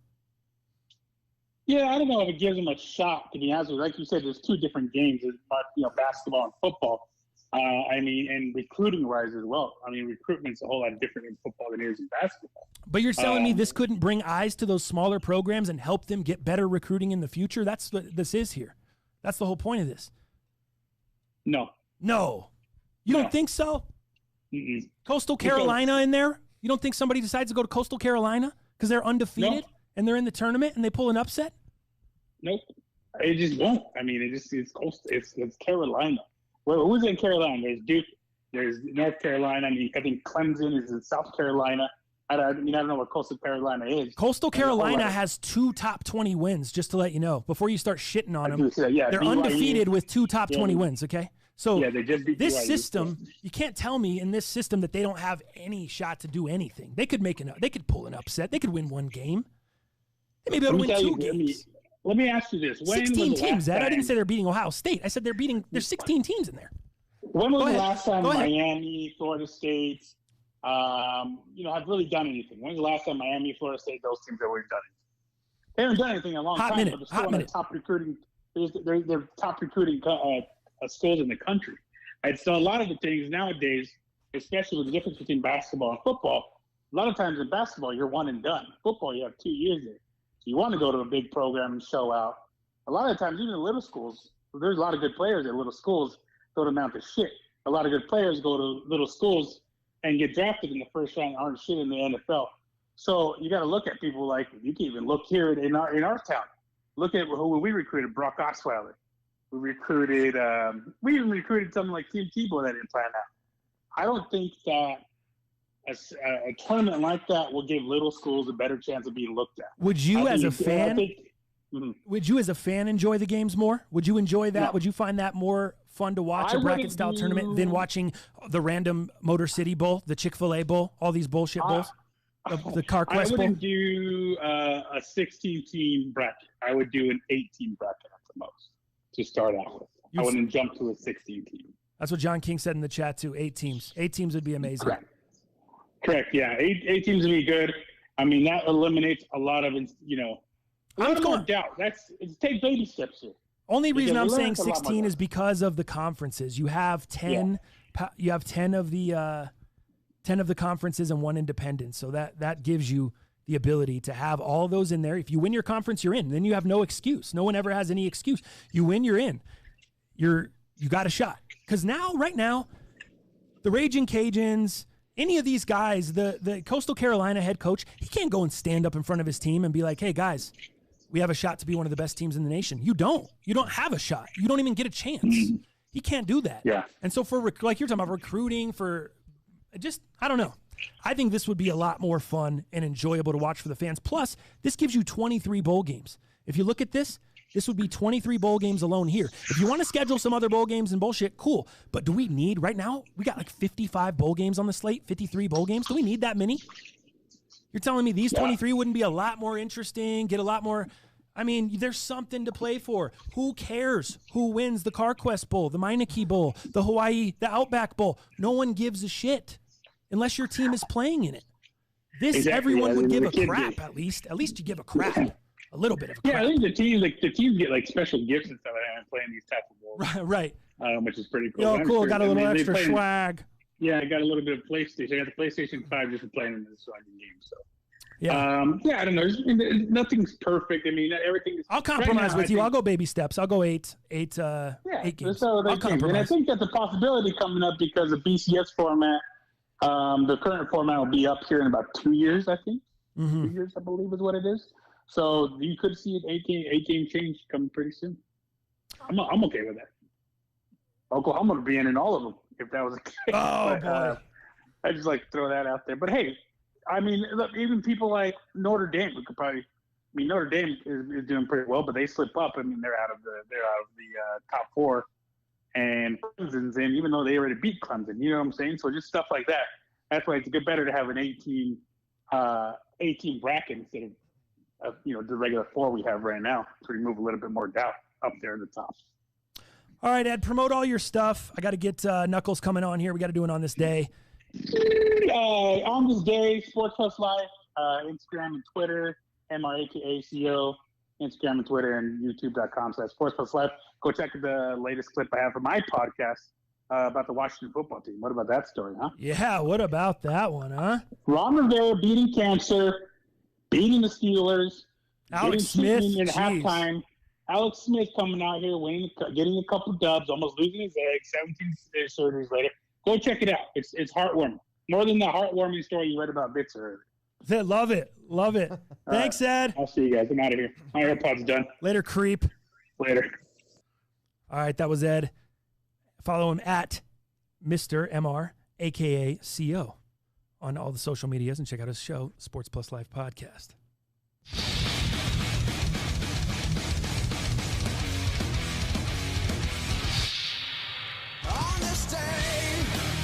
All right, fools. On this day, let's take it back to 1992. Take it back. October 10th, 1992. This is an interesting one. The National Hockey League votes unanimously to expand to Anaheim, California, approving yet a new team, the Mighty Ducks. Oh, nice. Quack. Oh, dude, quack, I was trying to know. Quack. Owned by the Walt Disney Company. This is interesting because in 1992, if you remember, the Mighty Ducks hits the motion pictures, and it's one of the most box office charting top movie that year. So what was the year the Anaheim Mighty Ducks came out, and what was the year the movie came out? Same year. Okay. Dropped. The Mighty Ducks came out first, the motion picture, and then they decided to create that expansion team later by the Walt Disney Company. And this is super, super sick, man. So not only did Gordon Bombay take the Mighty Ducks to beat one of the infamous teams, they created an expansion team this same year, Anaheim, California. They also created another expansion team. I think it was the Carolina something or other in Florida that same year. So the hockey... No, Florida Panthers. The Florida Panthers, that's what it was. So that expansion year was pretty big. I've played them in the Stanley Cup in, 96? 96. Something like that, yeah. Yep. So pretty cool on this day, man. And I've got just a little video. I don't know if the audio will play, but kind of the introduction stadium, that kind of thing. So we'll throw a picture vid on there for you, fools. If the audio plays, great. Let me see. If it doesn't, let's see if it plays. But this is obviously the Anaheim Stadium. This is kind of obviously their building, and this is obviously where the expansion evolved. Interesting. Pretty Yeah, cool. it doesn't look like it. Then it shows all the little pro hockey going to Disneyland, blah, blah, blah. Hockey coming to OC. This is all the headlines at that time. And then, of course, you have a little bit of the Ducks here with Gordon Bombay. And then obviously this is where NHL announces kind of what they're doing. Pretty cool. Walt Disney owned. And this was the stadium. It's crazy. Pretty cool, huh? Especially that they just built a whole new arena for those cats. And it wasn't just like an expansion franchise they just shoved in a different. Just shoved in some random stadium. Pretty crazy. But on this day, October 10th, 1992, the Mighty Ducks come to fruition. What's your favorite one? The Mighty Ducks? Yeah. Oh, the first the one. series. First one. Really? And I'll tell you why. Go ahead. Rollerblading through the mall. That's actually D2. Is it? Absolutely. That's not D1? D2 because they're in St. Paul, Minnesota. Homeboy works at Mall of America, and he goes to round up the Ducks in the beginning. right. He goes to And get everyone gets them back back together to Damn compete it. in the Junior Hockey Olympics. Number 2 is my I don't favorite. know what you're doing. Number 2 is my favorite. Number 2 is my favorite. All right, there you go. Because of rollerblading in That's the mall. mine too. I will never, ever forget that because I always wanted to do that as a kid. Skateboard, rollerblade, Yeah. BMX in the mall. That is something that I just dreamed about doing. So, D2, I guess. Dude, you know what? You know what that just reminded me of? What's that? But D2 is my favorite as well. I had the hard case, the Disney VHS. And remember those old Disney like hard case movie? Like they held the movie, it was like a plastic. Weren't they super flimsable? Yeah. Or They were like flex, they were like flexible? a plastic hard like a I want to call it a hard case. I guess it was a hard case compared to the paper sleeve. Right. Your VHSs either came in the paper sleeve or they came in that plastic thing you popped open. Right. Not the slide out. No, not the slide out. That was the sleeve. That's what I'm saying. They came on the paper sleeve or the opener. Yeah, but that's what I had. D2, the Mighty Ducks. They're on the cover with the bubbles. Trinidad and Tobago. They're playing Trinidad and Tobago versus one of the Mighty Ducks players, and they're both blowing the bubble gum. And their bubbles are touching on the front cover. Hockey sticks. Remember that? That's right. And in Trinidad and Tobago, they beat them in like the first round of the junior hockey playoffs. I'm like, how the hell did they make the cover? It's not even Iceland. It's not Gunnar Stahl. Are you kidding me? Gunnar Stahl was scary, dog. Dog, it's not damn, what was there? It's not Dennis the Wolf Stanson? Are you kidding me? How? How is it not the Iceland coach? How is it not the hot Iceland chick that Gordon Bombay's out smoozing with? Makes no sense to me. Yeah. Makes no sense. How does Trinidad Tobago make the cover with Gordon there? I don't get it. That was me. Anyway, fun. Very fun times. All right, let's let me see here. Oh, that's what I was going to tell you really quickly before I get my man Knuckles on. You brought up BMXing in the mall. Yes. There's this kid. Ryan something or other. I'll look him up on my YouTube history. I came across his YouTube, bro. This dude BMXs. He's an ill-ass BMXer, but dog, he's literally made his YouTube channel into a video game. It's almost like you're watching him play Dave Mirra's BMX. This motherfucker. What? Dog, listen to this shit, bro. I came across this channel on YouTube, and this guy, first time I found him, he was riding in an abandoned water park, and security's chasing him, trying to get him out. Or it's a closed water park. It's not abandoned. It's like closed for the season. Sure. They're painting and doing renovations and shit. He sneaks in, and he goes and does all this shit on there in the water park. Security's chasing him, around in the water park. Then I watch this video. He's in the mall, and he gives a list of challenges at the beginning of the video, like stuff he needs to do in order to complete the challenge. What? So he starts cruising his bike through the mall, sees a security kind of like passes him, radios around. Then all of a sudden he's cruising. He's like, oh, yep, all right, they're starting to get on to me. I got one up there watching me, boom, boom, boom. And he starts drawing all this security in, all these security guards. And then they start running after him and chasing him. And now they're walkie-talking, and they got everyone in the case. And then he's out of the mall, and he's back in the mall, and he's in certain stores, and he's up on top of the little fountain thing. And then, dude, there's a portion where he gets caught. He's like hiding around this corner, and security's chasing him, and the guy comes around the corner, and boom, he gets caught.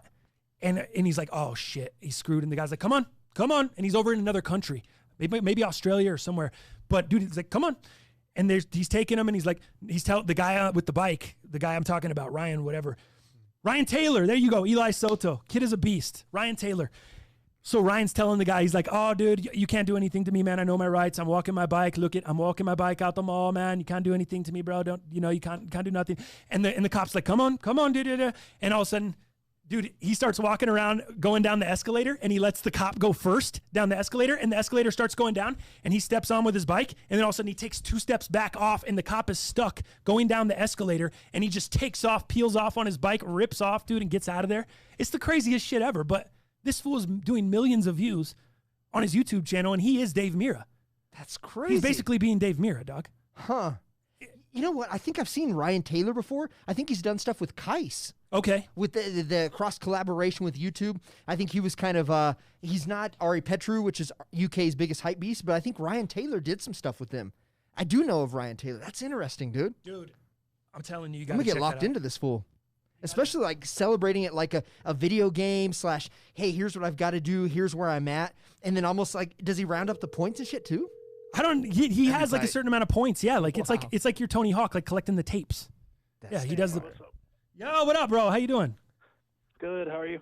Doing good, my man. JKnucklez from Sports Better Advice. He's gonna help us break down the UFC 256 card for this weekend. Dal and I were talking about it earlier in the week. Beast of a card. So yeah, I'm excited to jump into it with you here. Which fight are you looking forward to most on the card, Knuckles? Rafael Fiziev, actually. He's definitely an up-and-comer. Okay. And he's a striking coach out of Tiger Muay Thai. He's a killer. He definitely has, like, the best striking I've seen. He has great takedown defense. He's just got to worry about getting submitted by Moicano, but I think he'd be all right. And that's the third from the main event. Renato Moicano versus Rafael, what is it, Fiziev? Yeah. And who do you like in that one? I like Fiziev. He's definitely probably going to win by KO. You like Fiziev by KO. Is this a strong pick for you for him to win, or do you? Is it kind of like that's just your lean? He's probably. He's what? Sorry, the phone cut out. Probably my favorite pick on the card. Favorite pick on the card. Okay, so this is your lock. Let me put this in. Hold up. I'm documenting this shit real quick. So I can lock these in, bro. I need to get that money this weekend. I've been getting waxed in UFC. UFC is once I was just picking winners on fighters, I was doing better. Then I started trying to pick how they're gonna win. Yeah. Because they're better odds, and I just started getting crushed. There's path to victory on both sides of most fights, so it's definitely one you kind of want to stay away from parlays, and then just go for like the safe KOs. Like, I think I got Shogun right when he got knocked out by Paul Casey. Oh, really? Okay. Yeah. Tell me, on the Mackenzie Dern fight versus Verna Jandiroba, our homie Neighborhood in the chat on Monday said Jandiroba's the lock of the card. What do you think on this fight? So Dern's definitely going to have the striking advantage because Jandiroba maybe throws one punch per minute. And so I think a lot of people are going to go Jandiroba and DraftKings. But I still like Dern to win that one, I think. To win it? What's the damn it, I don't have the betting odds on that. UFC normally has them up on the website, but for some reason they don't. Let me see. Yeah, give me those betting odds on that one, Dal. What about the Kevin Holland Jacare Souza fight? I'm going to take Souza, but I'm definitely going to stay away from betting that one. Kevin Holland doesn't have any defense. And he's definitely old, but he has the power to get a KO. So Holland's, I'm looking forward to him just because he has had those 4 fights earlier this year, 4-0. He says he's fought he doesn't want to fight tomato cans. He wants to take a step up in the division. They definitely gave him that. He was supposed to fight Jack Hermanson, wasn't he, last weekend? Yeah. And then he got COVID or whatever. So now they're throwing him in the Jacare fight. What do you? Go ahead. I was just going to say, yeah, there's 11 fights on the card. I don't know if we'll keep them all because everyone always drops out. But. Right. I was wondering because the last card, dude, they had 8 fights on that card. That was the worst amount of time between fights I've ever experienced on a UFC card. It was like there would be a fight, and then it was 30 minutes of bullshit before they got to the next fight. It was like I was watching a huge boxing card or something that people overpaid for. It was awful. I was like, what are they doing here? Dude, Jandiroba's got pretty good odds, man. She's at plus 150. Jandiroba's plus 150. So Neighborhood liked that on the – okay, so she is the underdog. And what did I say last time? I love taking the Brazilians, and I love them as underdogs. Totally. Who was that? The last card, the Brazilian chick that was underdog last weekend. Naomi, was it Naomi? Damn, I don't remember now. But she cashed. Brazilians as underdogs. I like that. I might be going against you on that. Yeah, I try and stay away from men's MMA usually. Yeah, I might be going against you on that one.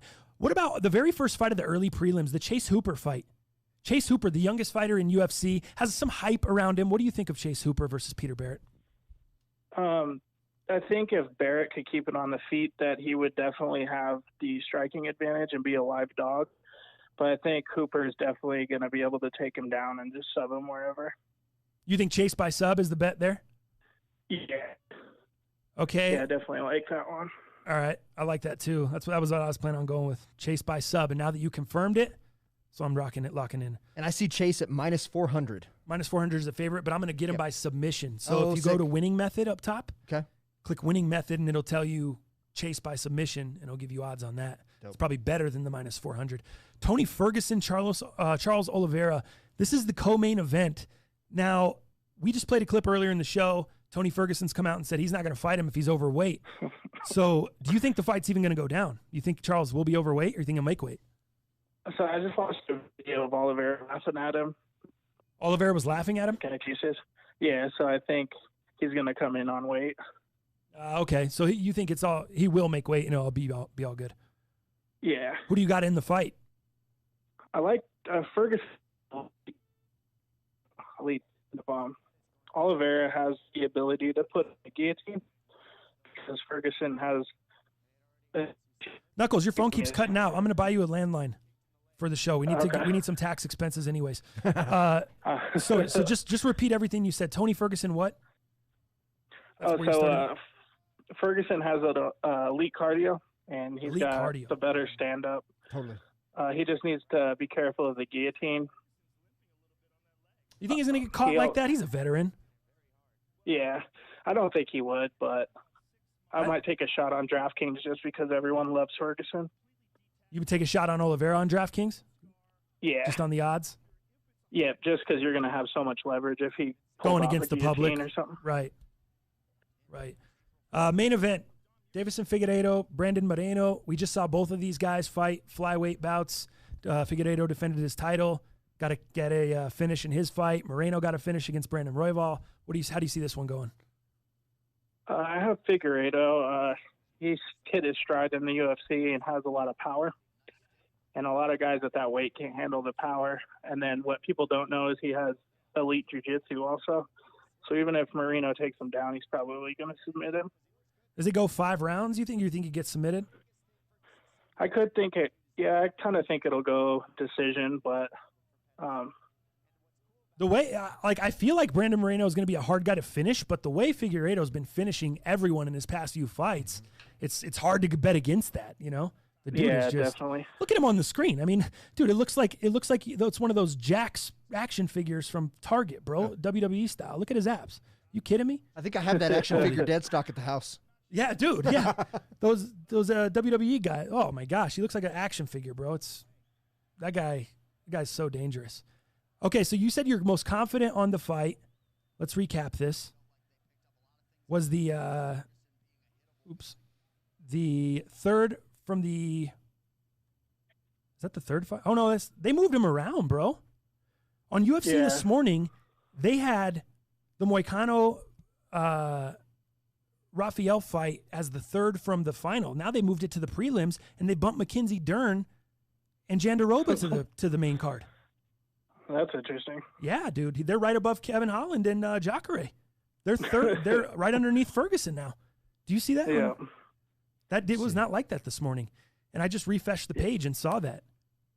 It's weird. Yeah, another one I like is Junior Dos Santos is going to get knocked out. Old man Junior. This is finally the one he goes down, or what?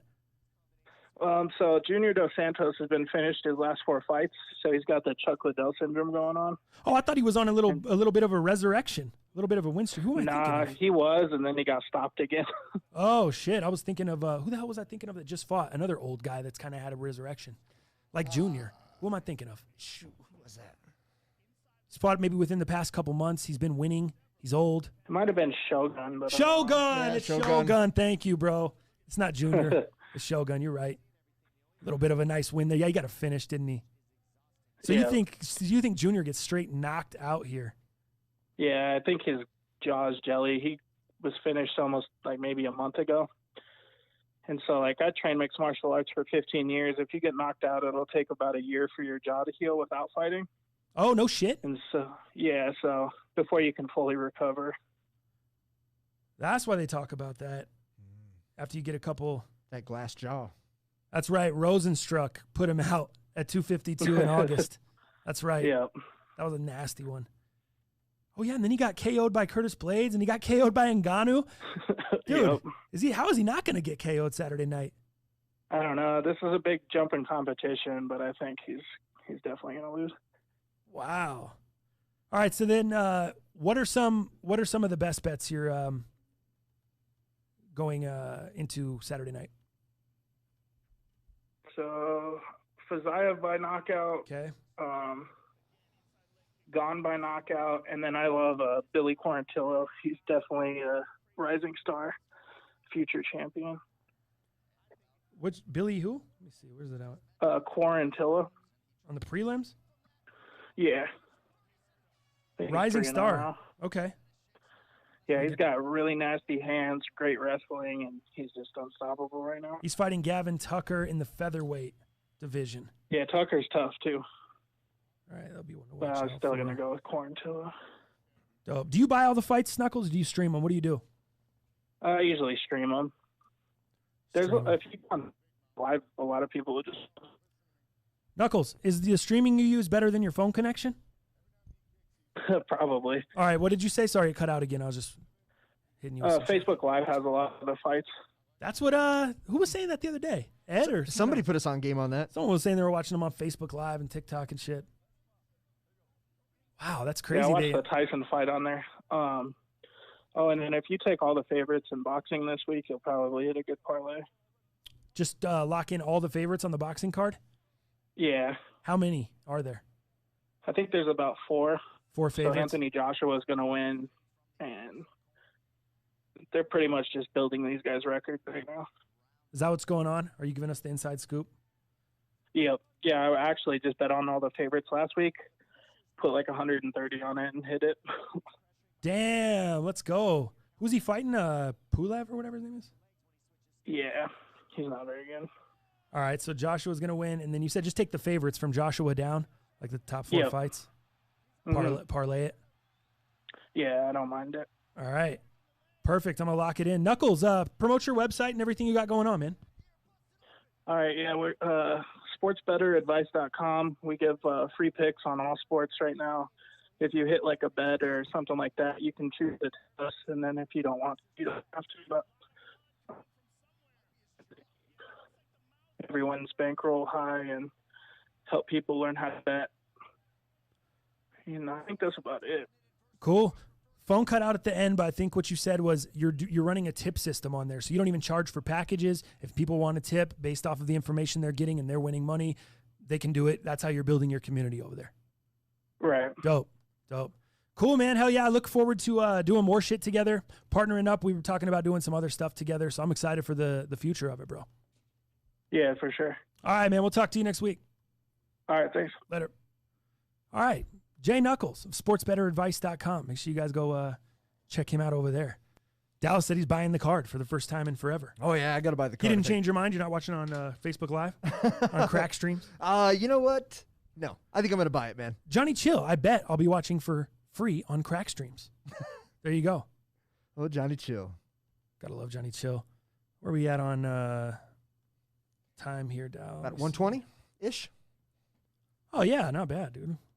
We're cruising right on through. Cool, let's go ahead and we'll jump into sneakers and do the sneakers, and then if we got time, we'll hit these underrated news stories. I just got a couple. I got a Vontez Burfict incident that happened in Vegas. I'm not sure if you heard he got arrested in Vegas. Oh, geez. Little incident there I'll tell you about. And also DeMar DeRozan had a break-in at his crib. Did you hear about that? I did hear about that. So I got those 2 stories for you if we got time at the end of sneakers. But yeah, in the meantime, let's go ahead and jump into that. What's up, guys? Sneaker segment brought to you by Pure Spectrum. As always, great company, local here. Hey, it's the holidays, everyone. Let's get it going. And by the holidays, it's a stressful time. We need a little anti-anxiety. We need a little bit of help me get through this holiday season, especially with the pandemic, COVID hitting us, not being able to see our families. How about giving your family the gift of CBD this holiday season? I gotta tell Love you. it. Yeah, I mean, just create them good vibes, man, them relaxing vibes, them I miss you vibes, and I'm gonna see you soon vibes, you know what I mean? Check out Pure Spectrum, man. They got some great deals going on right now. Anything from edible gummies to, oils that you can actually take, through your mouth. You have topical oils that you can rub. Tinctures, a lot of different options for you guys. So, man, great gift ideas right now. Check out PureSpectrumCBD.com. Enter code MUP. Save yourself a little bit of money, fools. Happy holidays. Love it. All right. You know what? Let's do this really, really quick because there wasn't a lot of good stuff, in my opinion, here. Supreme, were you locked in this morning? No. No, I was not. I wasn't either, man. There was a little bit that I had my eye on, and by a little bit, I just mean one thing. Did you know, or do you remember what the biggest thing was this week, by a chance? The hottest thing. What did I hear? Damn it. I heard about something. Oh, the Mortal Kombat. You bet, man. That's all I heard. How about the Mortal Kombat stand-up arcade made by 1UP? 1UP is making a lot of these great consoles right now. They made a Teenage Mutant Ninja Turtles one here lately. The NBA Jam that just came out that I'm still looking to add to the studio. Yeah. That was all made by this arcade 1UP. Great company. They're doing some great things right now. $698 was retail on this. And I got to tell you, I went for it. I was in line. It started processing. I got halfway through the processing bar. Out of stock. So, dude, I got pretty close. Were you low-key excited at that point? Dude, low-key. Heartbeat was out of control. I needed a little bit of CBD to kind of calm those nerves for a second because I thought I just spent $700 on an arcade machine. Yeah. Which wouldn't have been bad. I'm sure resale is dope. I wouldn't want to ship it myself. You know what I mean? I can't imagine what shipping would have been cost, us like this. But, yeah, it was close to it. It would have been a great piece, man, for the studio, for at home. Unfortunately, I missed on it. But that was about all that I saw. Misha said Nonstop Cop cooked the Mortal Kombat. Really? What? So hit up Nonstop Cop if you're trying to get that Mortal Kombat machine. Wow, bro. Dang. That's sick. Misha, you got order proof. Misha thinks he can take me in Ivan Stewart's, I think. Oh. I know. Oh. Maybe we should play for that Mortal Kombat machine. I don't. Well, there you go. If I lose, I'll just buy you a Mortal Kombat machine. If you lose, you just give me that one. I think it's a good deal. I think it's a great deal, Mish. We'll put it up on we'll do it on the cast.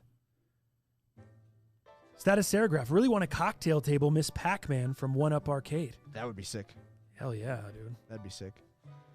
Yeah, so I didn't go for any of that shit. Gotcha. Well, yeah, me either. So I guess we'll move on from Supreme. There was a drop last week. Actually this past week, and I think it was actually our last cast on Monday. This kind of went under the radar. This was interesting to me as a golfer or a wannabe golfer. Have you heard about the Ultra Boost collab with Vice Golf Company? No. You didn't hear about that? Check this out, man. So the Ultra Boost 20 or 21, I don't know which model that is specifically, they did a collab with Vice Golf Company.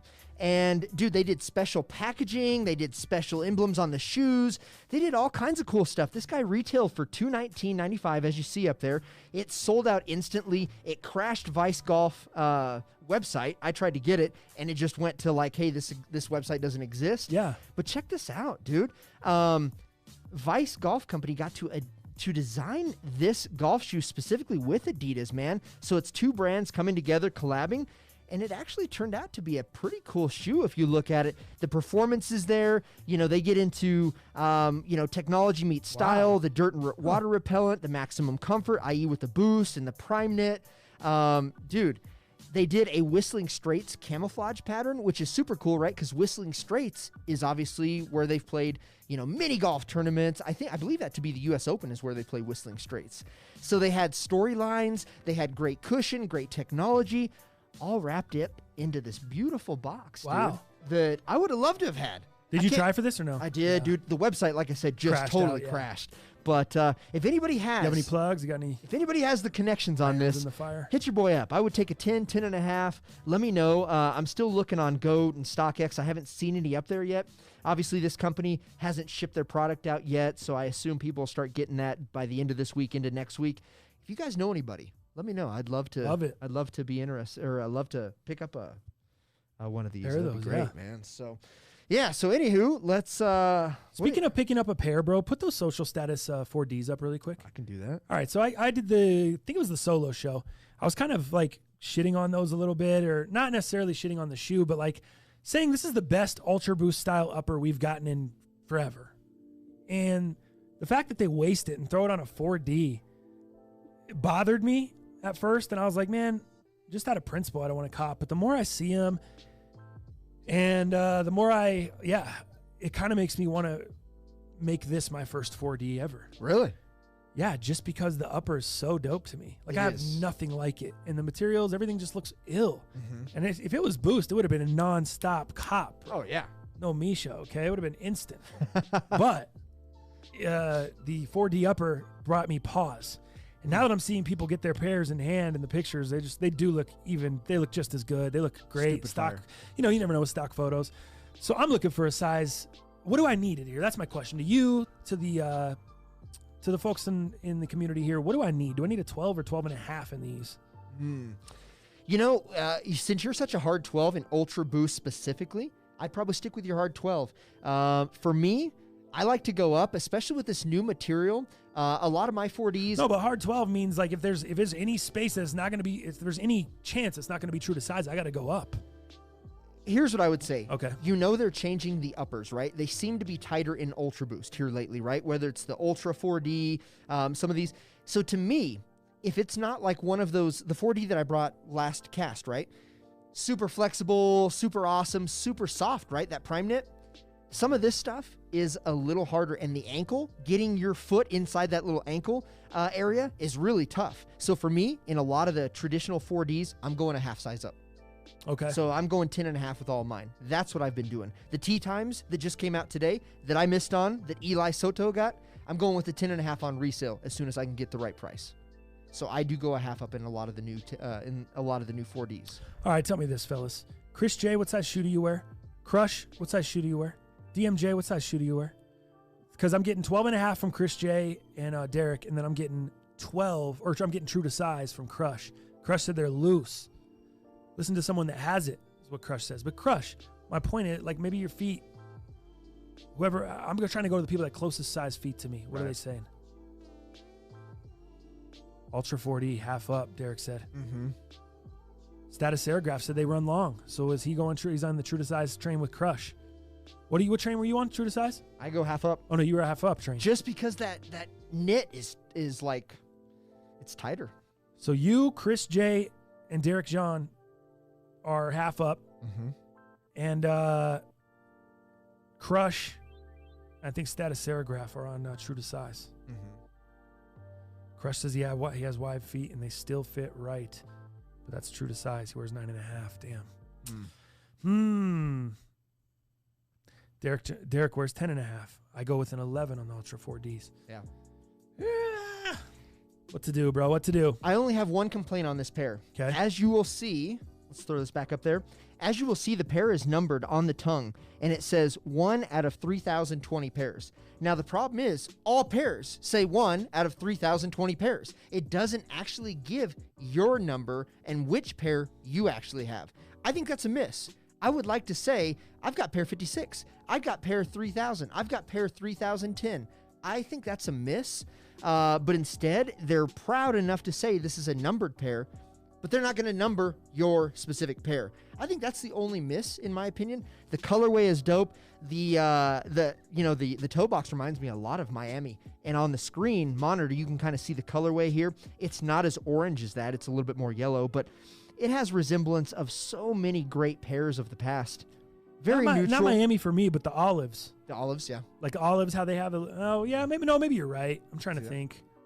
I get a little Miami vibe on there. Now, obviously, that it's more yellow than It's more orange. like wheat, yeah. Yeah, I want to be clear on that. But on our monitor here, it kind of reminds me of that a little bit. But there are so many great things about this pair. And it's like It's almost like putting a pumpkin spice latte on your foot. It's a very fall colorway. A lot of great fall colors in this. Oh, exactly. That's super nice for the season. I think it's a great pair.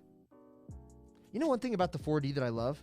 The 4D doesn't get fucked up like your Boost does. Oh. That's the one nice thing, right? You know how Boost gets all scratched up and gets like all discolored after a certain time?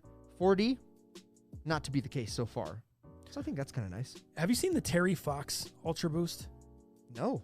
Neighborhood was asking about them in the chat. I just pulled them up. They're a Navy pair. If you want, you can pull them up. But yeah, try to check out the Terry Fox Ultra Boost TTF. So they kind of look like a Navy. Nah, you know what? It's a 4.0 upper though, guy. I hate that 4.0. Nah, it's not for me, guy. Yeah, I don't like it either. Not for me. And it's got the mud guard on the toe. I like the maple leaf. The thing I love about the social status is there's no mud guard on the toe. Mm-hmm. It's no 4.0. Nice. I mean, it's everything I need in the socials. I love the upper on the socials. Those are not enough for me. Those are a no-go. Plus, I already have a 3.0 like that, Navy, that I put white boosted stripes on. They look almost the exact same, other than like the nice, consortium tongue tabs and shit. Yeah, this seems like it just looks too GR, like something I could go pick up. And not that I have anything 4.0s against with that. 4.0s are it just bad. doesn't do anything for me. Like, I don't, I love that the average consumer can go get a 4.0 or these new Ultra Boost 20s in store, but this has zero appeal, at least for me. There's no story to and maybe there is a story, but I don't know. That just nothing great.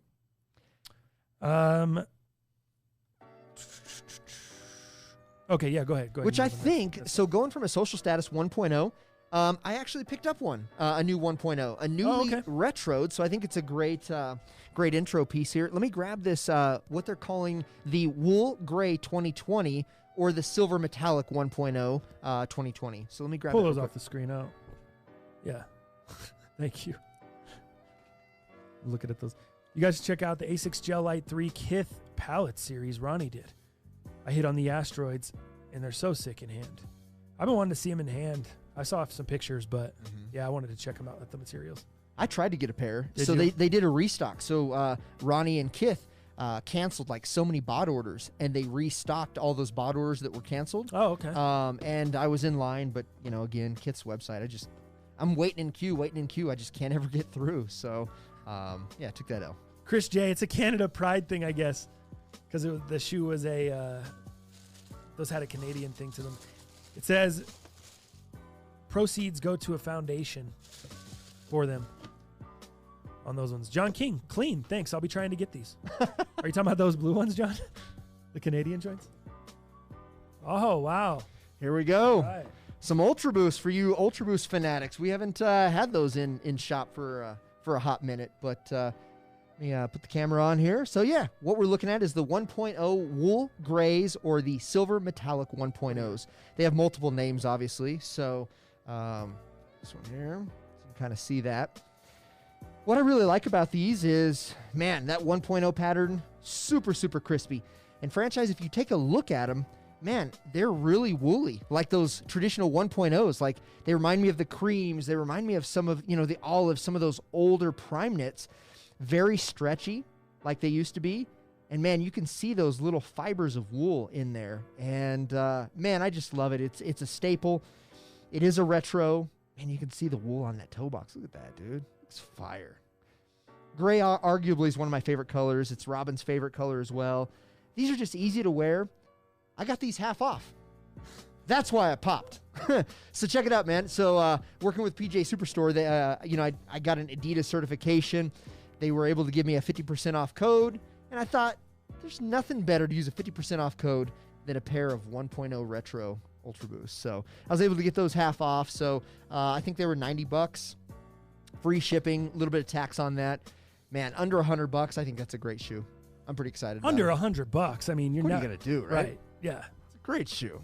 Boost is you always find places to wear Boost. You always find time to wear Boost, even if it's 5 years down the road. Oh, dude, I'm on those hard floors, dude, at work. I know. Whew. I have a bunch of just old Ultra Boost chilling in my collection. Right. People are like, "Oh, don't you sell them?" Like, dude, I wear Boost, bro. Right. And this is a pair I never had, obviously. Yeah. With the OG. It was just too much money. Didn't want to spend it on that, and waited. Got a great deal, and now I have it in the collection. This will be one that I keep, along with obviously the solar packs and some of the OG colorways. But yeah, happy to have this pair. John King, those blue joints look way better than the 1.0. LOL. Then he's talking about the 1.0 navies, collegiate navies, or 1.0. I don't even know. Are you talking about the social status we showed? The social status wasn't 1.0. I think that was 2. Or is he just talking about the pattern? Oh, maybe. I don't know. The 4.0 versus the 1.0. Maybe he just likes this shoe better. That mudguard, though, sucks. I just hate that mudguard. Not a big fan. Yeah, the mudguard is, I'm so out Kills on it, right? the mudguard and the 4.0 prime knit. The only one I love is the cookies and cream. Black Boost. That's the only 4.0 because it's not a real 4.0 like prime knit. You know the one I like? I think the Kith Ultra Boost has the mudguard, but it's a mid. The intentions make sense, right? Because it was formed as a winter shoe. Yeah. That makes sense, and it doesn't stand out that much. Speaking of mids, you got those new Adidas mids that dropped. They got the mudguard on them too. Yeah, for you sure. guys hear about this shit, man? Doesn't it feel like Adidas is reaching? Holy crap, Dad, look at what behind you. The Supreme mat, like... Oh, is it tripping? No, that thing's leaning. That thing's like Paul Wall sitting sideways. Damn. Boys in a daze, bro. Well, check this out. So, you had 2 specific PEs. Actually, you had 4, but you had 2 mid-specific PEs. So we'll just talk about the mids. I don't want to talk about Juju's regular Ultra Boost and all that. Let's talk about Patty Big Gun's specific PE mid. Think about this bad boy. The Ultra Boost DNA/PE mid shoe for Mr. Patty Big Gun. What if those dropped in 2016? Oh, shit. Flying off the shelves. Dang. Flying off the shelves. But instead, you see full size run here on Adidas.com. I don't know if anybody's copped. Has your boy AP, Choner, have they copped? I don't know. I don't know if they know. We might be putting them on game right now. So we might should send them the link. Yeah, they might be adding to cart as we speak. For sure. They might be adding to cart. What do you think about that? Obviously, some college references in there. College colors. What do you think about this piece? People hate the white outsole. People hate the white outsole. Yeah, I just don't need them. Right. Again, like I just told you, I have a million Boost shoes. Yeah. At the crib. That's why I'm very selective on anything I do buy Boost these days because I already have a lot of the stuff I want. The last thing I really, really hardcore considered was the college pack because there's some colors in there, some colorways I don't have. That we've never had. Yeah. Like that, the all cream Indianas are fire. The yellows are ill Arizona to me. State. The purples are the Washingtons. I like those. But do I need them? No. But hey, under 100, if I'm falling into that, well, might be doing some things there. Right. Let me show you the Von Miller. Let me see if this... I don't get this at all. If this twists your arm at all, I don't understand this at all either. I mean, obviously, he's a big Adidas guy, but I have no idea why. Like, yeah, it's not like it's not A&M colors. It's not Broncos, nothing. It's not. I mean, it's green and with like swamp colors with gold. Yeah. Mudguard. I understand what that's to do with Von Miller. It's not bad. I mean, it's fine. But it's a great looking shoe, but that does not state Von Miller. It's just like they threw an Adidas out and say, hey, here's the Von Millers. Look at that prime knit, though. The green in there. Woo! If you're Von Miller and Adidas comes and says, hey, here's your shoe. What are you like? Are you like, huh? What does that have to do with me? Right? Or is he the one that did this? And like, yeah. I think it's tight. I don't know, man. Yeah. Literally just says Miller on the back. Yeah, I just don't. I don't understand. Where's the story? What make this make sense? Like I said, like if it was if they called it a Von Miller and it was an A&M colorway and it was like a maroon and white, maroon fucking upper with a white heel cup or something, a maroon boost, and then it said Miller on the back in white lettering, like in the block A&M lettering or something. That'd be sick. Nothing doesn't say A&M, but it said dog. Come on. I'd be ill. Yeah, so it doesn't make a lot of sense. I think what makes sense about this, great winter shoe. Man, you could take this shoe anywhere and it never get jacked up. I think that's cool. And the colors work well. I think the black and the green and the gold, I think look fantastic. The black boost, you know it's going to be protected. Cool looking shoe, but in no way does it make sense. I'm with you on that. What size do those go up to? Looks like 14. AP says he needs a 15 in the Pat Mahomes. Dang, size AP. 15 for the big dog. Dog, that just sucks, guy. That's just bad. Yeah, no doubt. Sorry, buddy. How about what's coming out tomorrow? Are you familiar with the Nike Ambush Dunk High? Is that black one with the crazy? Yeah, dude, with the swoosh coming off the backside, pretty sick, dude. It has some good retro vibes on it. Pretty sick. I think this Let's shoe's see. pretty Let's see. fire. Is there any other views? Oh yeah, That's the only fool. view I've seen. Oh, Okay. yeah, I just fool. saw it on sneakers. Give you a little So- bit more view action. Let me show you the back. What about ambush on the back? Like it's almost like something Adidas would use, like that like torsion or that black plastic that comes out yeah. there. Kind of gives it a 3-dimensional look. Man, I think that back looks cool, man. I think that's pretty sweet, dude. I Yeah. like that. There's a little closer look for you. I love that swoosh, how it's disconnected from the back a little bit. Wraps Love that. around, yeah. Yeah, dude. And then like look at this. It like reminds me of an old wrestling shoe tongue. Like super, super basic, super easy. You got the Nike swoosh and you got the ambush right on there. And the way it's laced right there, man, this just reminds me of wrestling days. So there's things that I remember about it. It's like super high. It's got the super basic tongue. Oh, you're talking real wrestling Like- shoes, like like the wrestling- Asics. Yeah, dog. yeah. Like I used to be. Dog, yeah. I watched I watched the entire Steve Austin Bret Hart WrestleMania 13 match last night where Steve's leaking blood out his face. Oh, It's an sick. iconic match. And Ken Shamrock is the special guest referee, Ultimate Fighting Ken Shamrock, and he was in some Asics last night Nice. on the mat, like wrestling shoes. Dog, I didn't realize how jacked Ken Shamrock used to be. Holy shit. He got in a little bit of a scuffle with Shawn Michaels, and Michaels got all pissed at him, and Shamrock went on his Ultimate Fighting stance like this. What? Yeah, dude, it was sick. I was like, oh my God. I was watching it on the network, 1995 or whatever it was, 96. That's It was, tight. or maybe it was 97. That was ill. Anyway, Hell yeah. What do you think of these? Asics. Yeah. I don't know if I need. I don't know. Not Some worth of- 180? Kind of You taxed. know what in a weird way, like what I keep seeing is those weird women's high heel dunk shoes or Oh, whatever, the wedge shoes or whatever those were. That's gross. That's what I see when I see that for some Really? reason. Like, I don't know. My brain, the disconnected swoosh and the way that back mud guard hits me. It's that back and how the separation of the two. Yeah, like Huh. it hits me like one of those wedges. Do you know what I'm talking about? I those do. Nike like. I do, in fact. Let me see here. Oh, dog, I just see that in there. I can't unsee it. I don't know why. Leather on those ambush dunks will be crazy. That's what I hear. That's what Derek said. Oh, is that what the rumor is? Why? Why is it crazy? Just because I think they're going to use really, really high-end materials. That's kind of what Ambush is known for. Okay. Yeah, you're going to see great materials on that, I believe. Yeah, dude, I don't the high heel thing is just too much. This is too much. Are those women's? Those dunks, or are they men's? I think they were a women's. I think they were women's exclusive. What size? They don't even have my size, do they? It doesn't say here yet because this is on Sneaker News. Actually, so you'd have to bring up the Sneakers app. Yeah, let me open that real quick. I don't think they are, bro. That's another reason maybe they remind me of women's shoes because they are women's shoes.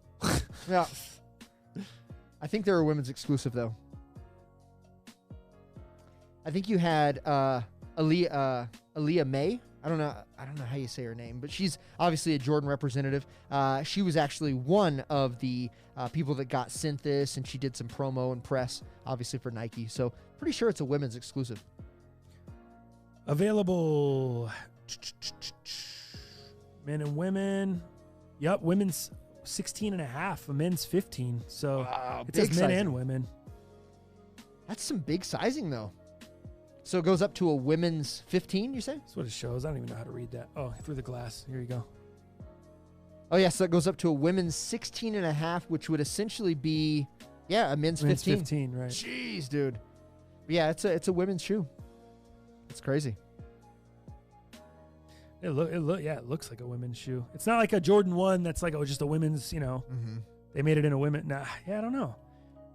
From here, they look really dope. Yeah. Like put that look up on the screen. I love it. But once you get to the side, I can't unsee the wedge shit a little bit. All right. And that's all I have is the side. And Oh, okay. Yeah, it's.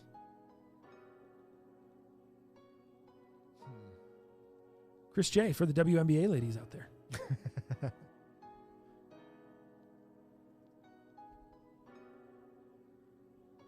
Neighborhood, do these come with a batarang? You know what a batarang is? Batman's tool? Huh? I just had to look it up. A tool that Batman uses? A batarang is a roughly bat-shaped throwing weapon used by the DC Comics superhero Batman. Yeah. There you go. Yeah. A batarang. A batarang. I had to look it up as I was reading the comment. Also, TTF, I have the NASA Silver Ultra Boost 4D or Ultra 4D coming, and we'll let you know how those fit since we have like the same size foot. Yeah, that'd be great, Philly. Okay, so he's got those Ultra 4Ds coming in. Good. Good. Doesn't say women's on sneakers. That's what I saw, Misha. It doesn't. It's just like it's not a women's exclusive. It's just like a men's and women's sizing. Like they're doing extended smaller and extended bigger, or I don't know. Yeah. I don't know. Does that mean there'll be more pairs? I don't know. Probably not. I don't know much. Still be limited. Wild. Damn, Oklahoma, West Virginia canceled, John King just said. Jeez. Already going down. Dropping like flies. Oklahoma just canceled the game, last weekend or the weekend before? Yeah. The River Showdown or something like that? Whatever it was? No, they played the Red River Rivalry against did they? Texas earlier this year. Yeah, they played it. That was one of the best college games of the year. Yeah, you missed it, guy. It was a shootout. You were at the PGA store. For sure. Or maybe it was the golf course that time. Well, dude, there was something that came out today. First looks on the Jordan 1 High Switch, the Purple Pulse. Let me show you this guy. What do you think about this guy, man? The old zip-off joints. I wish these were more of a one-off, but you told me they're dropping a ton of colorways. There is. I wish they were just more of like a one-off, like a one chill purple pair. Purple, that'd be ill. If it's just this pair, it'd be so dope. Right. We don't need 13 pairs right now. They're gonna oversaturate it. Like we can do that later, but you don't got to drop 5 colorways at once. Like let's chill out, Adidas. Okay. All right. Fuck. They're gonna like half of them are gonna end up in outlets. John King's gonna buy them all. He's gonna scoop them all eventually. Right. Well, I feel like that's what's gonna happen if they don't just chill it out. Right. What do you think of this? Going from I think highs they're to dope lows. as hell. Those are so sick to me. The purple colorway too is ill. I love that little Nike check on the front, just like Nigel's. Oh, my Nigels do it. Some of the Jordan 1 lows that Costin's. No, Costin's got the Jumpman on the toe. Remember? Oh, is that what it is? Super unique though. That's never been done. Right. It was a white toe box with that red Jumpman on the toe. That's right. But yeah, dude, this reminds me of some of those customs that people do with their LA to Chicago's, or the ones where you can take the paint off, the Defiant ones, and they do the kind of crazy paint, and they'll put a swoosh silhouette on them, and that's what that reminds me of. I don't even know if you know what I'm talking about, but I'm sure the chat does. Tight. But yeah, dude, those are sick. I think the colorway's ill. I think everything about it is ill.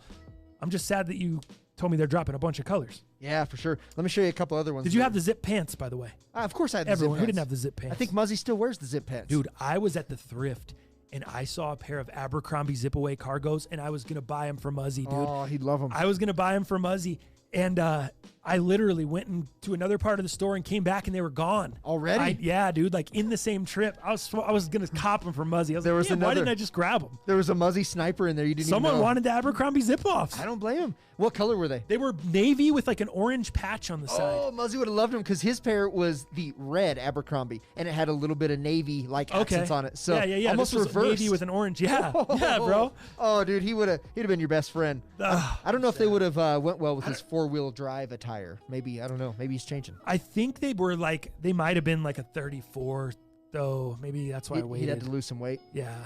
He's probably a 34. Who wouldn't at our age? Who the hell wears a 34 at this age? I mean, I wear a 32. What? I'm a 32. Are you kidding me? I've been a 32 since I was in high school, dog. Oh my gosh. I'm 32-30. The best I could do is 34, but a lot of times I'm 36 because I sag the pants around my ass. Oh, dude. So when your hips, it's not really your waist. 32-30. 32? That's been my size since like 32-30?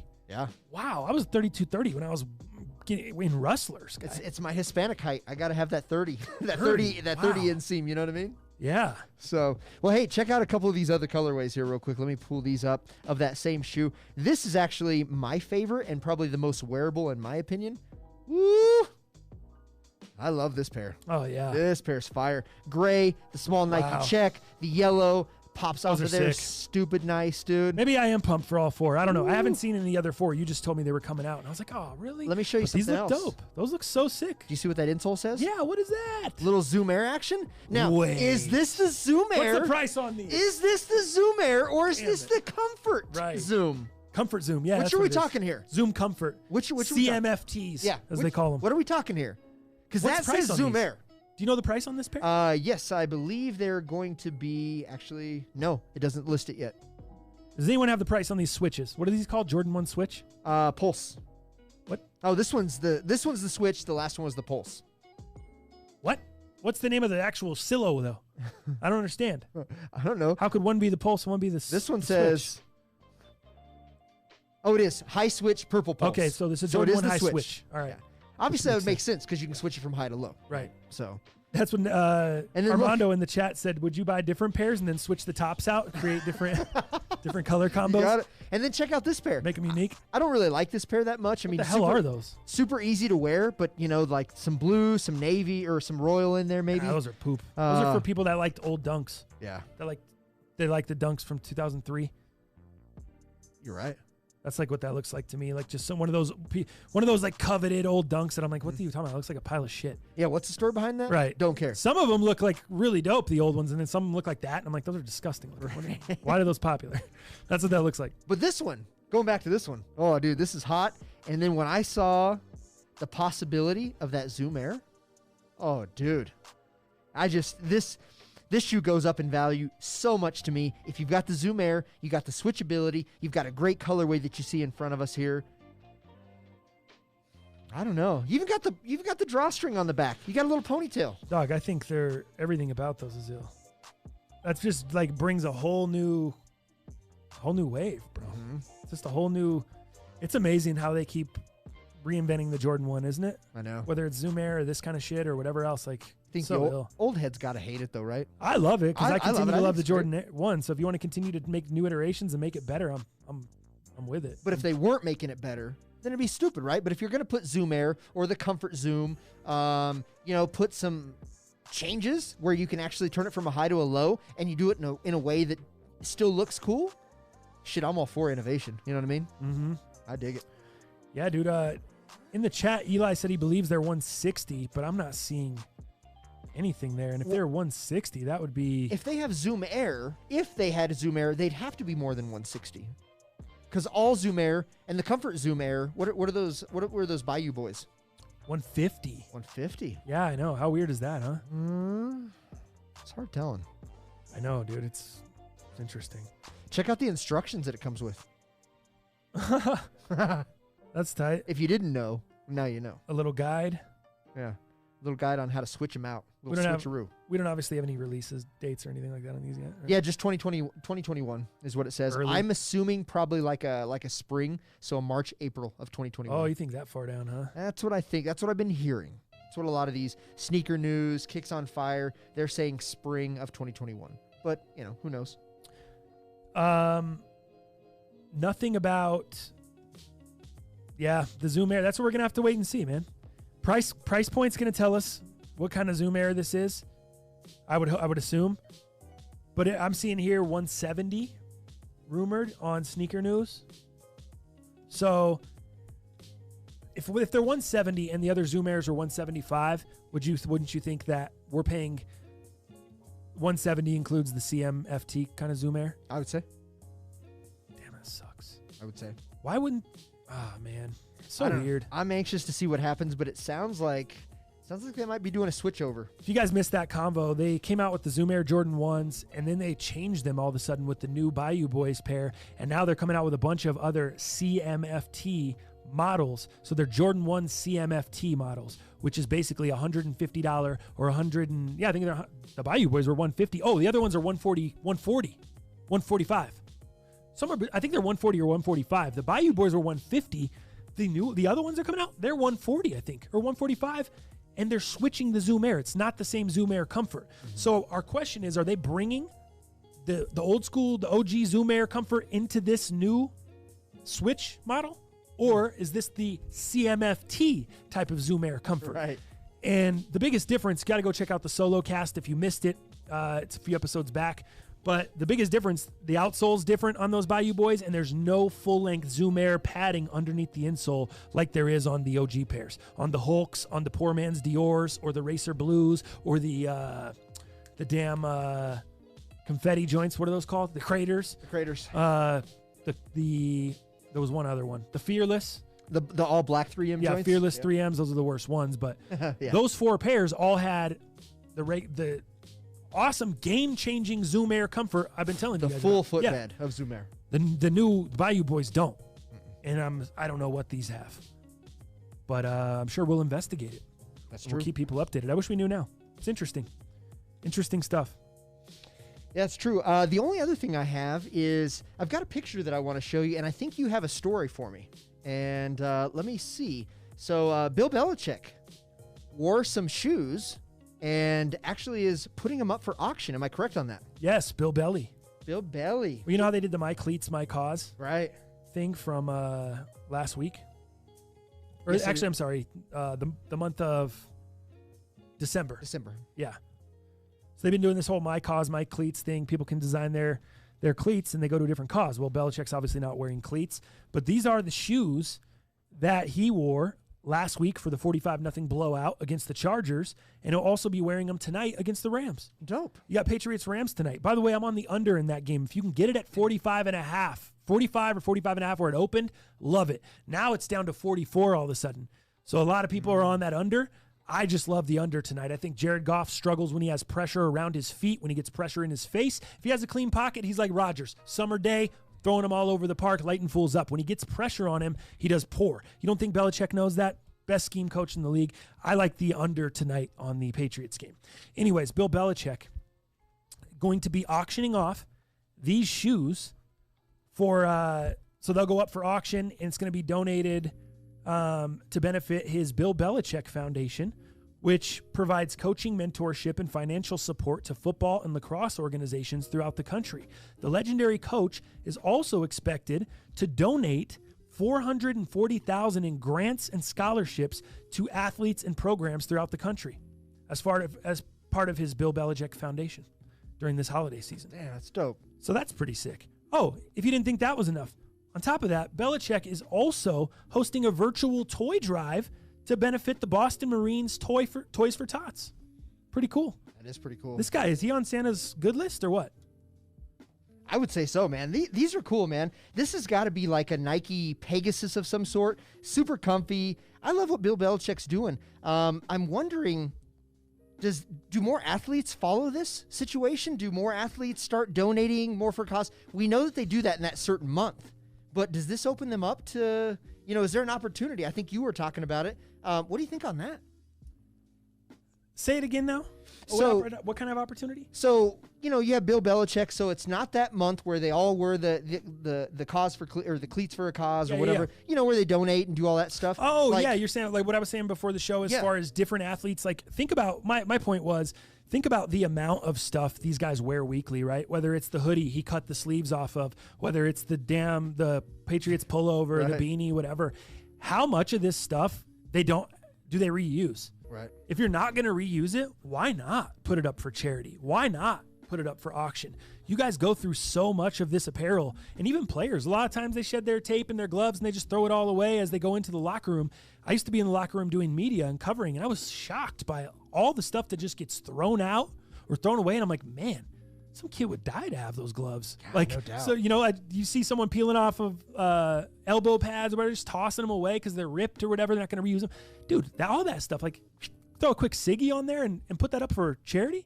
Like, I feel like players could be, especially if they have a foundation like Bill Belichick does. Von Miller has the glasses, Von's Vision, where he gives glasses to kids that their parents can't afford them. Stuff like that. Why not use these type of things to benefit your organization? Just donate them, have them, put them up for auction. Just give that to your charity. Give that to your foundation every single week. You have tons of stuff you're peeling off your body as an athlete. You see LeBron James leaving the court, giving his shoes to kids or giving it. Why not just do that? If you know it's a one and done situation with that piece of gear, that piece of shoes, those cleats, those gloves, beanie, coat, why not, man? Why not just get that going? So, all right, let me see if we can jump into heaters. Let me try to call Uncle Jim. I dropped the ball on that. I told him a specific time, but then we started going. So, you know how it goes. You bet. See if he answers here. If not, I may have to, I'll just do this underrated news and see what he says. Let's see if he can come on. Yeah. What's going on? What's going on? Sorry, got a little sidetrack with the timing. Had a packed show today. 3 different guests, including you. Dallin here with sneakers. It was crazy. Love some of them sneakers. Oh yeah, were you seeing the sneaks? Yeah. You're getting the sneaks on the sneaks? My birthday's coming up, don't forget. Oh, really? Okay, yeah. Dow's got a discount for Ultra Boost at the PGA store. I'm ready. Yeah, well, I'll save you some money then. Yeah, if Good. you can get me the discount, I got you. We go back like 4 flats on a Cadillac, Uncle Jim. No problem. There you go. All right. I don't have my list. It's okay. It's okay. I got the. You don't need the list. I got the plays. Just like last week, you're not. What the hell? You're FaceTiming me, Uncle Jim. You're FaceTiming me. I'm declining I just it. answered the phone. Oh, Jesus. I just hung up on the guy. Let me. Unbelievable. He starts FaceTiming me. The laptop starts ringing. I don't even have this connected. There you are. Uncle Jim. Hello? All right. Just like last week, you're not going to be able to hear the Heaters intro because that's the way the technology works. I've heard it before. All right. Here, I'm going to play that, and then I'll get right back with you. All right, Em. This is my heater. I dare you to hit it. Hot shit. I'm going too hot, lady. Here comes the hot stepper. All right, Heaters. Week 14. How are we at week 14 of the NFL season already? Wow. Heaters Week 14, brought to you by DenverSportsBetting.com. They just launched the Fan Funds game. Check them out on social media, and you can have a chance to pick against the spread and the total of the Denver Broncos game to win some cash. If you'd like to get in on the action, check out Denver Sports Betting on social media at Denver Sports Betting on IG and at Betting Denver on Twitter. There we go. Let's jump into the Heaters this week, Uncle Jim. You said you forgot your list, so you need me to run down your Heaters, or do you have them off memory here? Yeah, I remember. I can't remember anything. Go with your first one, please. Excuse me? What's your first one? My first one? I don't know. I don't have my list. Unbelievable. I'd give you 5 shots right now, but you're plugged into the audio cord. I know. You should have just texted me. I forgot the list. What's the reason for calling? I'm sorry. So I'm going to give your Heaters. Are you going to give the analysis at least? Yeah, give me the Heaters and I'll give you the analysis. That's hilarious. He doesn't even know what the Heaters are, but I'm going to give him the. Oh, the first. Oh, we're going bad this week. Woo! We are going. I remember my hammer lock. Unbelievable. This is how we're coming into a 10-1 performance? This is what we're doing? This is crazy. I got it. Everything's crazy and nuts. There it is. Everything's crazy and nuts. My first heater of the week is the Cards playing the Giants in New York. Let's go. Cardinals and Giants. The Cardinals and the Giants in New York. The Giants coming off a big win. Plus 2.5. I'm all over it. He's got the Giants as the home dog. Arizona on a little bit of a skid coming in. Now, we don't know if it's going to be Colt McCoy for sure or Daniel Jones coming back this week. Jones was on a limited. Colt McCoy. Jones was on a limited practice yesterday, and right now the Giants are plus 2.5, like you said. But if Daniel Jones doesn't return, I think we could see this spread up to as high as 5 or 6 with Colt McCoy. So we're going to lock it in on the Giants. Right now we're plus 2.5, but if Daniel Jones doesn't come back, we're going to get like plus 5 on this thing. Wow. That's what I think. Home dog, Arizona, lock it in. Wow. Actually, it's not Arizona. Home dog, Giants plus 2.5, lock it in. Yeah, they're in New Jersey. All right. My first one. Oh, you know I love elite quarterbacks off of the loss, right? Vikings at Buccaneers. The Vikings are obviously built on running the ball, but when they can't do so, what happens? They tend to struggle. We see Kirk Cousins under pressure, slinging the ball all over, fumbling it in the pocket. The Bucs are one of those teams that can stop the run, and they put a lot of pressure on you. They have a really good defensive line. They held Christian McCaffrey and Alvin Kamara earlier this year under 60 yards rushing. Okay, the Bucs know what they're doing over there. They're going to be able to shut down Dalvin Cook. We'll be fine. Kirk Cousins, they're going to force him to throw. On the Bucs side of the ball, you already know what it is. Tom Brady off of a loss, but not only off a loss, he's also off of a bye week. The last time we saw Tommy and the Bucs, they were a 3-point loss to Kansas City in week 12. Brady is 38-10 against the spread after a loss. I think the extra time to prep helps him gain more continuity with the offense, and I think he comes out and torches Minnesota's injury-ravaged defense. I mean, Minnesota went to OT last week with Jacksonville. Are you kidding me? We're on the Bucs heavy this week. Bucs minus 6.5. Fire the cannons, baby. What you got for your second one? My second one. Actually, our third one here, because we're on a team here. Our third one. What do we got? Our third one, Colts against Vegas. Colts against the Raiders. Oh. In Vegas. Okay. Colts minus 2.5. I like the Colts. Colts are -3 everywhere. I don't want to screw the that's people right. over, so They're we're -3. That's fine. That's fine. It opened at 2.5. Colts versus the Raiders. So you think the Raiders? You picked against the Raiders last week against the Jets. You think what they did against Kansas City in some of these games where they played tough, the Raiders are just fool's gold? They're not good anymore, or what? Nah, they're sliding. They're sliding at home too. They're sliding at home, yeah. So you like home dogs, but you don't like the Raiders as a home dog. Peterman in, they might have a shot. Oh my gosh! Stop it, this guy, Peterman. All right, we're going with the Colts. Phillip Rivers and the Colts on the road, -3. I like it. Rivers isn't positive though, is he? No, he's questionable currently. He's been playing with a foot and ankle issue the past few weeks, but they said that he's expected to play, but it's still listed as questionable. I think he'll be fine. Who cares? We got Jacoby Brissett. He'll be all right. Right. Jacoby Brissett will be all right. All right, so we're on the Colts -3. The fourth one. We talked about home dogs. Chiefs at Miami. This one here is more about the Chiefs' performances over the last month than it is about how good Miami is. Over the last month of the season, the Chiefs have played all of their games close. Going back to the beginning of November, check this out. The Chiefs beat Carolina 31-33. That's a 4-win team in Carolina, and they didn't even have Christian McCaffrey for that game, and they barely won 31-33. Okay. Then they beat the Raiders 35-31, and that was after a bye week. We saw on Sunday night, we thought Kansas City was going to come out and blow their doors off. They barely squeaked by 35-31. Then they beat the Bucs 27-24, 3-point win there. And then they beat the Broncos last week, as we all saw on Sunday Night Football, 22-16. Not very impressive. My point is KC isn't really blowing anyone out, especially over the past month when they've had some injuries on that offensive line. Even if KC jumps out to a double-digit lead, I think the Dolphins keep this one close. They do enough to get a backdoor cover here. We're taking the Dolphins plus the points at home. Home dogs is the theme of this show. Dolphins plus 7.5 at home. What do you got for the fourth? My fourth one in the North Division, the home dog. Packers against the Lions. Lions getting 7.5. Oh, this the Hammerlock? This is the Hammerlock. Last week, he had the Hammerlock on the Jets with the Raiders. And this week, he's on the Lions, plus 7.5 against the Pack. Yeah, we had the Hammerlock with the Jets and the Raiders, but the Jets just covered. I had the Hammerlock for the win, so it was just a full Nelson. It's just a full Nelson. Yeah, because they didn't beat him. If the Jets would have beat him, then it would have been a Hammerlock. Then it's the Hammerlock. Instead, it was just a full Nelson. I like it. All right, let's do. All right, so we're going with the Lions plus 7.5 at the Pack. Oh, and you could see that line. Detroit. Yeah, I'm sorry. Packers at Detroit. Detroit's still plus 7.5. What did I say the theme of the show was? Home dogs. Home dogs. Home dogs. We're on another one right there. Lions plus 7.5, and this is after they got embarrassed earlier this season, if you remember. But I'm with you. Get embarrassed. I think they might get Kenny Golladay back this weekend. I think they for sure have DeAndre Swift back this weekend. They're at home in the Motor City. Pack maybe on a letdown. I'm with you. This is going to be a good one. I like that. Lions plus 7.5.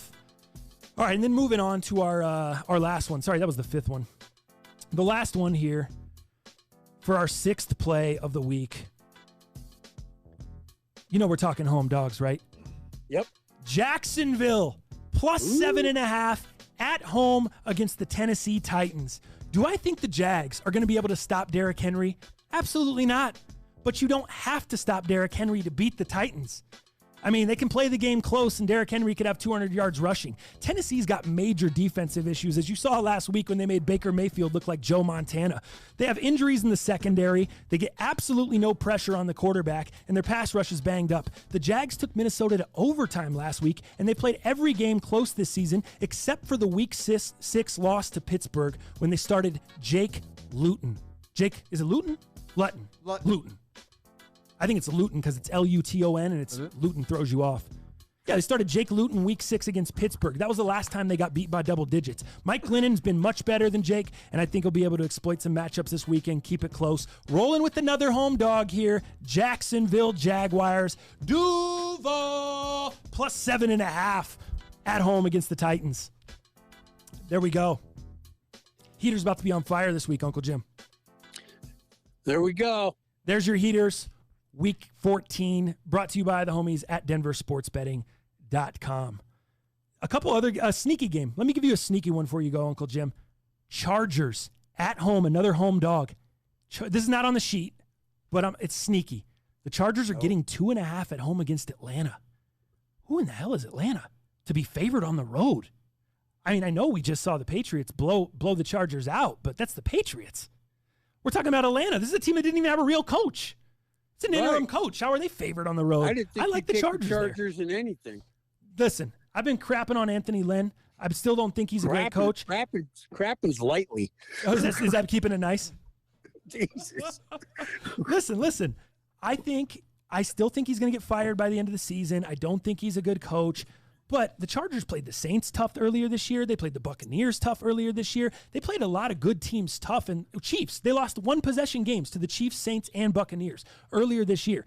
That was why I left him off the sheet today, because I don't fully trust them. I'm just telling you they're kind of sneaky. It's another sneaky home dog. That's the theme we're going with. I didn't put him on the sheet because the full trust isn't there. I don't know if they're that team from the beginning that had that grit, or they're the team that got the shit kicked out of them last week and actually the past couple weeks. Bad coaching decisions. But Atlanta, is Atlanta. So right. I think they're sneaky. So it's not a full trust. You're not going all the way. You're just going to hold hands. Exactly.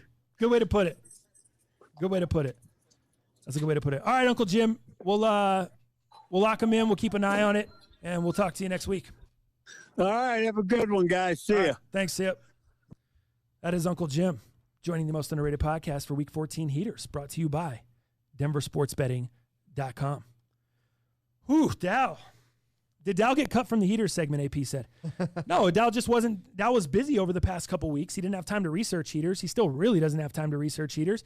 And like he said on the last show, he was like, hey, Uncle Jim and you've been killing it. Yeah. Let's just continue to keep rolling. Like, I don't have time to do it. So I was like, cool. Got to let the hot hand roll. Why force some shit that doesn't make sense? Yeah. So if you force it, it's going to look like your Supreme mat behind you. Exactly. Or it'll look like a bad case of hemorrhoids. It's also forcing it. Not good. Where are we at on that? Not good. There we go. It's true. Got it. All right, cool. I think, we'll wrap it up, man. We don't have time for underrated news. I got a couple of those stories, but I think we'll save it. I want to hear Uncle Jim talk about the Steelers upset. Listen, me and Uncle Jim already talked about that. I didn't want to wrangle him up on the show, but if you go back and listen to the tape, neighborhood, I questioned the hell out of that Steelers pick. I talked to him for probably 2-3 minutes on that pick alone, going back and forth, letting him know that the Steelers cannot run the ball. Washington has a really good defensive line, top 5 defensive line. Washington's very good at stopping the run. Just trying to, hey, let's take it easy on the Steelers here, minus the tutty. But we went Steelers. We got burned. And that's why we called and conferred on the games yesterday. I like what we got there. I like what we got going now. We conferred on the Giants plus 2.5, Colts minus 3, and the Lions plus 7.5 at the against the Pack at home. I like that one too. It's good shit. Cool. Anything more, Dow? No, I just end it with LeBron James named Athlete of the Year by Time. Did you see this? I didn't. So obviously his campaign, More Than an Athlete, Shut Up and Dribbles, the things that he did obviously through the coronavirus pandemic and the bubble, leading the Lakers to a championship, just re-signing a max deal with the Lakers. Did you see that? It sounds like he's going to finish his career as a Laker. You think he finishes his career? He only signed a 2-year extension? Does he have more than 2? I mean, legitly speaking, I think he wants to last until his son comes into the league. I don't know. This might be a combo for another day, but he definitely has more than 2 years. $1 million into his body every year in conditioning and stuff? Oh, yeah. He probably does. I think this guy's got 5 years left. Think so? At a elite to semi-elite level. Mm-hmm. And then I think if he wants to play another couple after that, not being the high-flying, take over the game LeBron, but just being a distributor, going back to OG point guard status, not worrying about anything but distributing and being the floor general, I think he's still got some years doing that. Yeah. I mean, like I said, it's a combo for another day. It's a deep combo, but I think this guy's got, dude, he's going to I think he wants to be the Tom Brady of basketball. He's got nothing but time. I think that's his goal, is to be that. You're not going to change a lot of people's mind on the Michael Convo, greatest of all time, or any of that shit, right? Right. But one thing he can do, he could be the longest playing at that level that there's ever been. Yeah. Yeah, what Jordan did's great, but John King always makes the point. You guys are talking about 6 years, Right. 8 years, whatever. We're talking about decades of greatness here. And yeah, so I think that's where I'll leave it. I think that's I see him playing a lot longer, and I think that's the vision. And that aligns right with what you said. Bronny's coming into the league. We expect the NBA to change the rule to the one and done college basketball rule, to where you don't have to go play 1 year of college basketball, or the age restriction, whatever it is, go play 1 year overseas. We're expecting them to change it back to where you can come straight out of high school, like it was for LeBron, like it was for Mike. And if that's the case, yeah, Bronny's eligible to come out at the end of that contract, right? Mm-hmm. So we'll see what happens. Yeah, for sure. But I think the dude he's still got time. He's still got time. Eli, LeBron's got a legit 5 to 7 years left. John King, they legit put Luka above Kawhi. Please check out the ESPN rankings of the NBA players. Wow. 6 years, he said, that LeBron's got left. Gotcha. Go ahead, sorry. No, I was just thinking, yeah, man, we'll have to check out that ranking. Maybe we'll talk about it next cast on Monday. Oh, absolutely. Under tonight, if you're betting the game, I like the under. If you can get it at, I'd like the 45, but I think it's 44 right now. I still like it. Maybe you want to hit that. Maybe you want to hit that first half under as a little hedge, just in case the full under doesn't hit, in case they start figuring some shit out and it gets a little crazy at the end of the game. But dude, on a Thursday night game on a short week, that Thursday night, that under just feels good for the first half. So I like that one. DraftKings tournament is also live. I put that up last week. Can we get more than 13 people? Normally we've been filling the 20, so I'm not gonna get too up in arms here, but 13 people is a little crazy. Dal, can you get into the tournament, please? I'll be in there this weekend. All right. Got the day off. All right. Otherwise, I'm going to crack you with the batarang. For sure. I just saw that tab on my screen. Batarang. All right, man. Thank you to everybody that came through and chopped it up in the chat with us today, man. Thank you guys for hanging out, participating. And, yeah, we'll see you fools back here on Monday.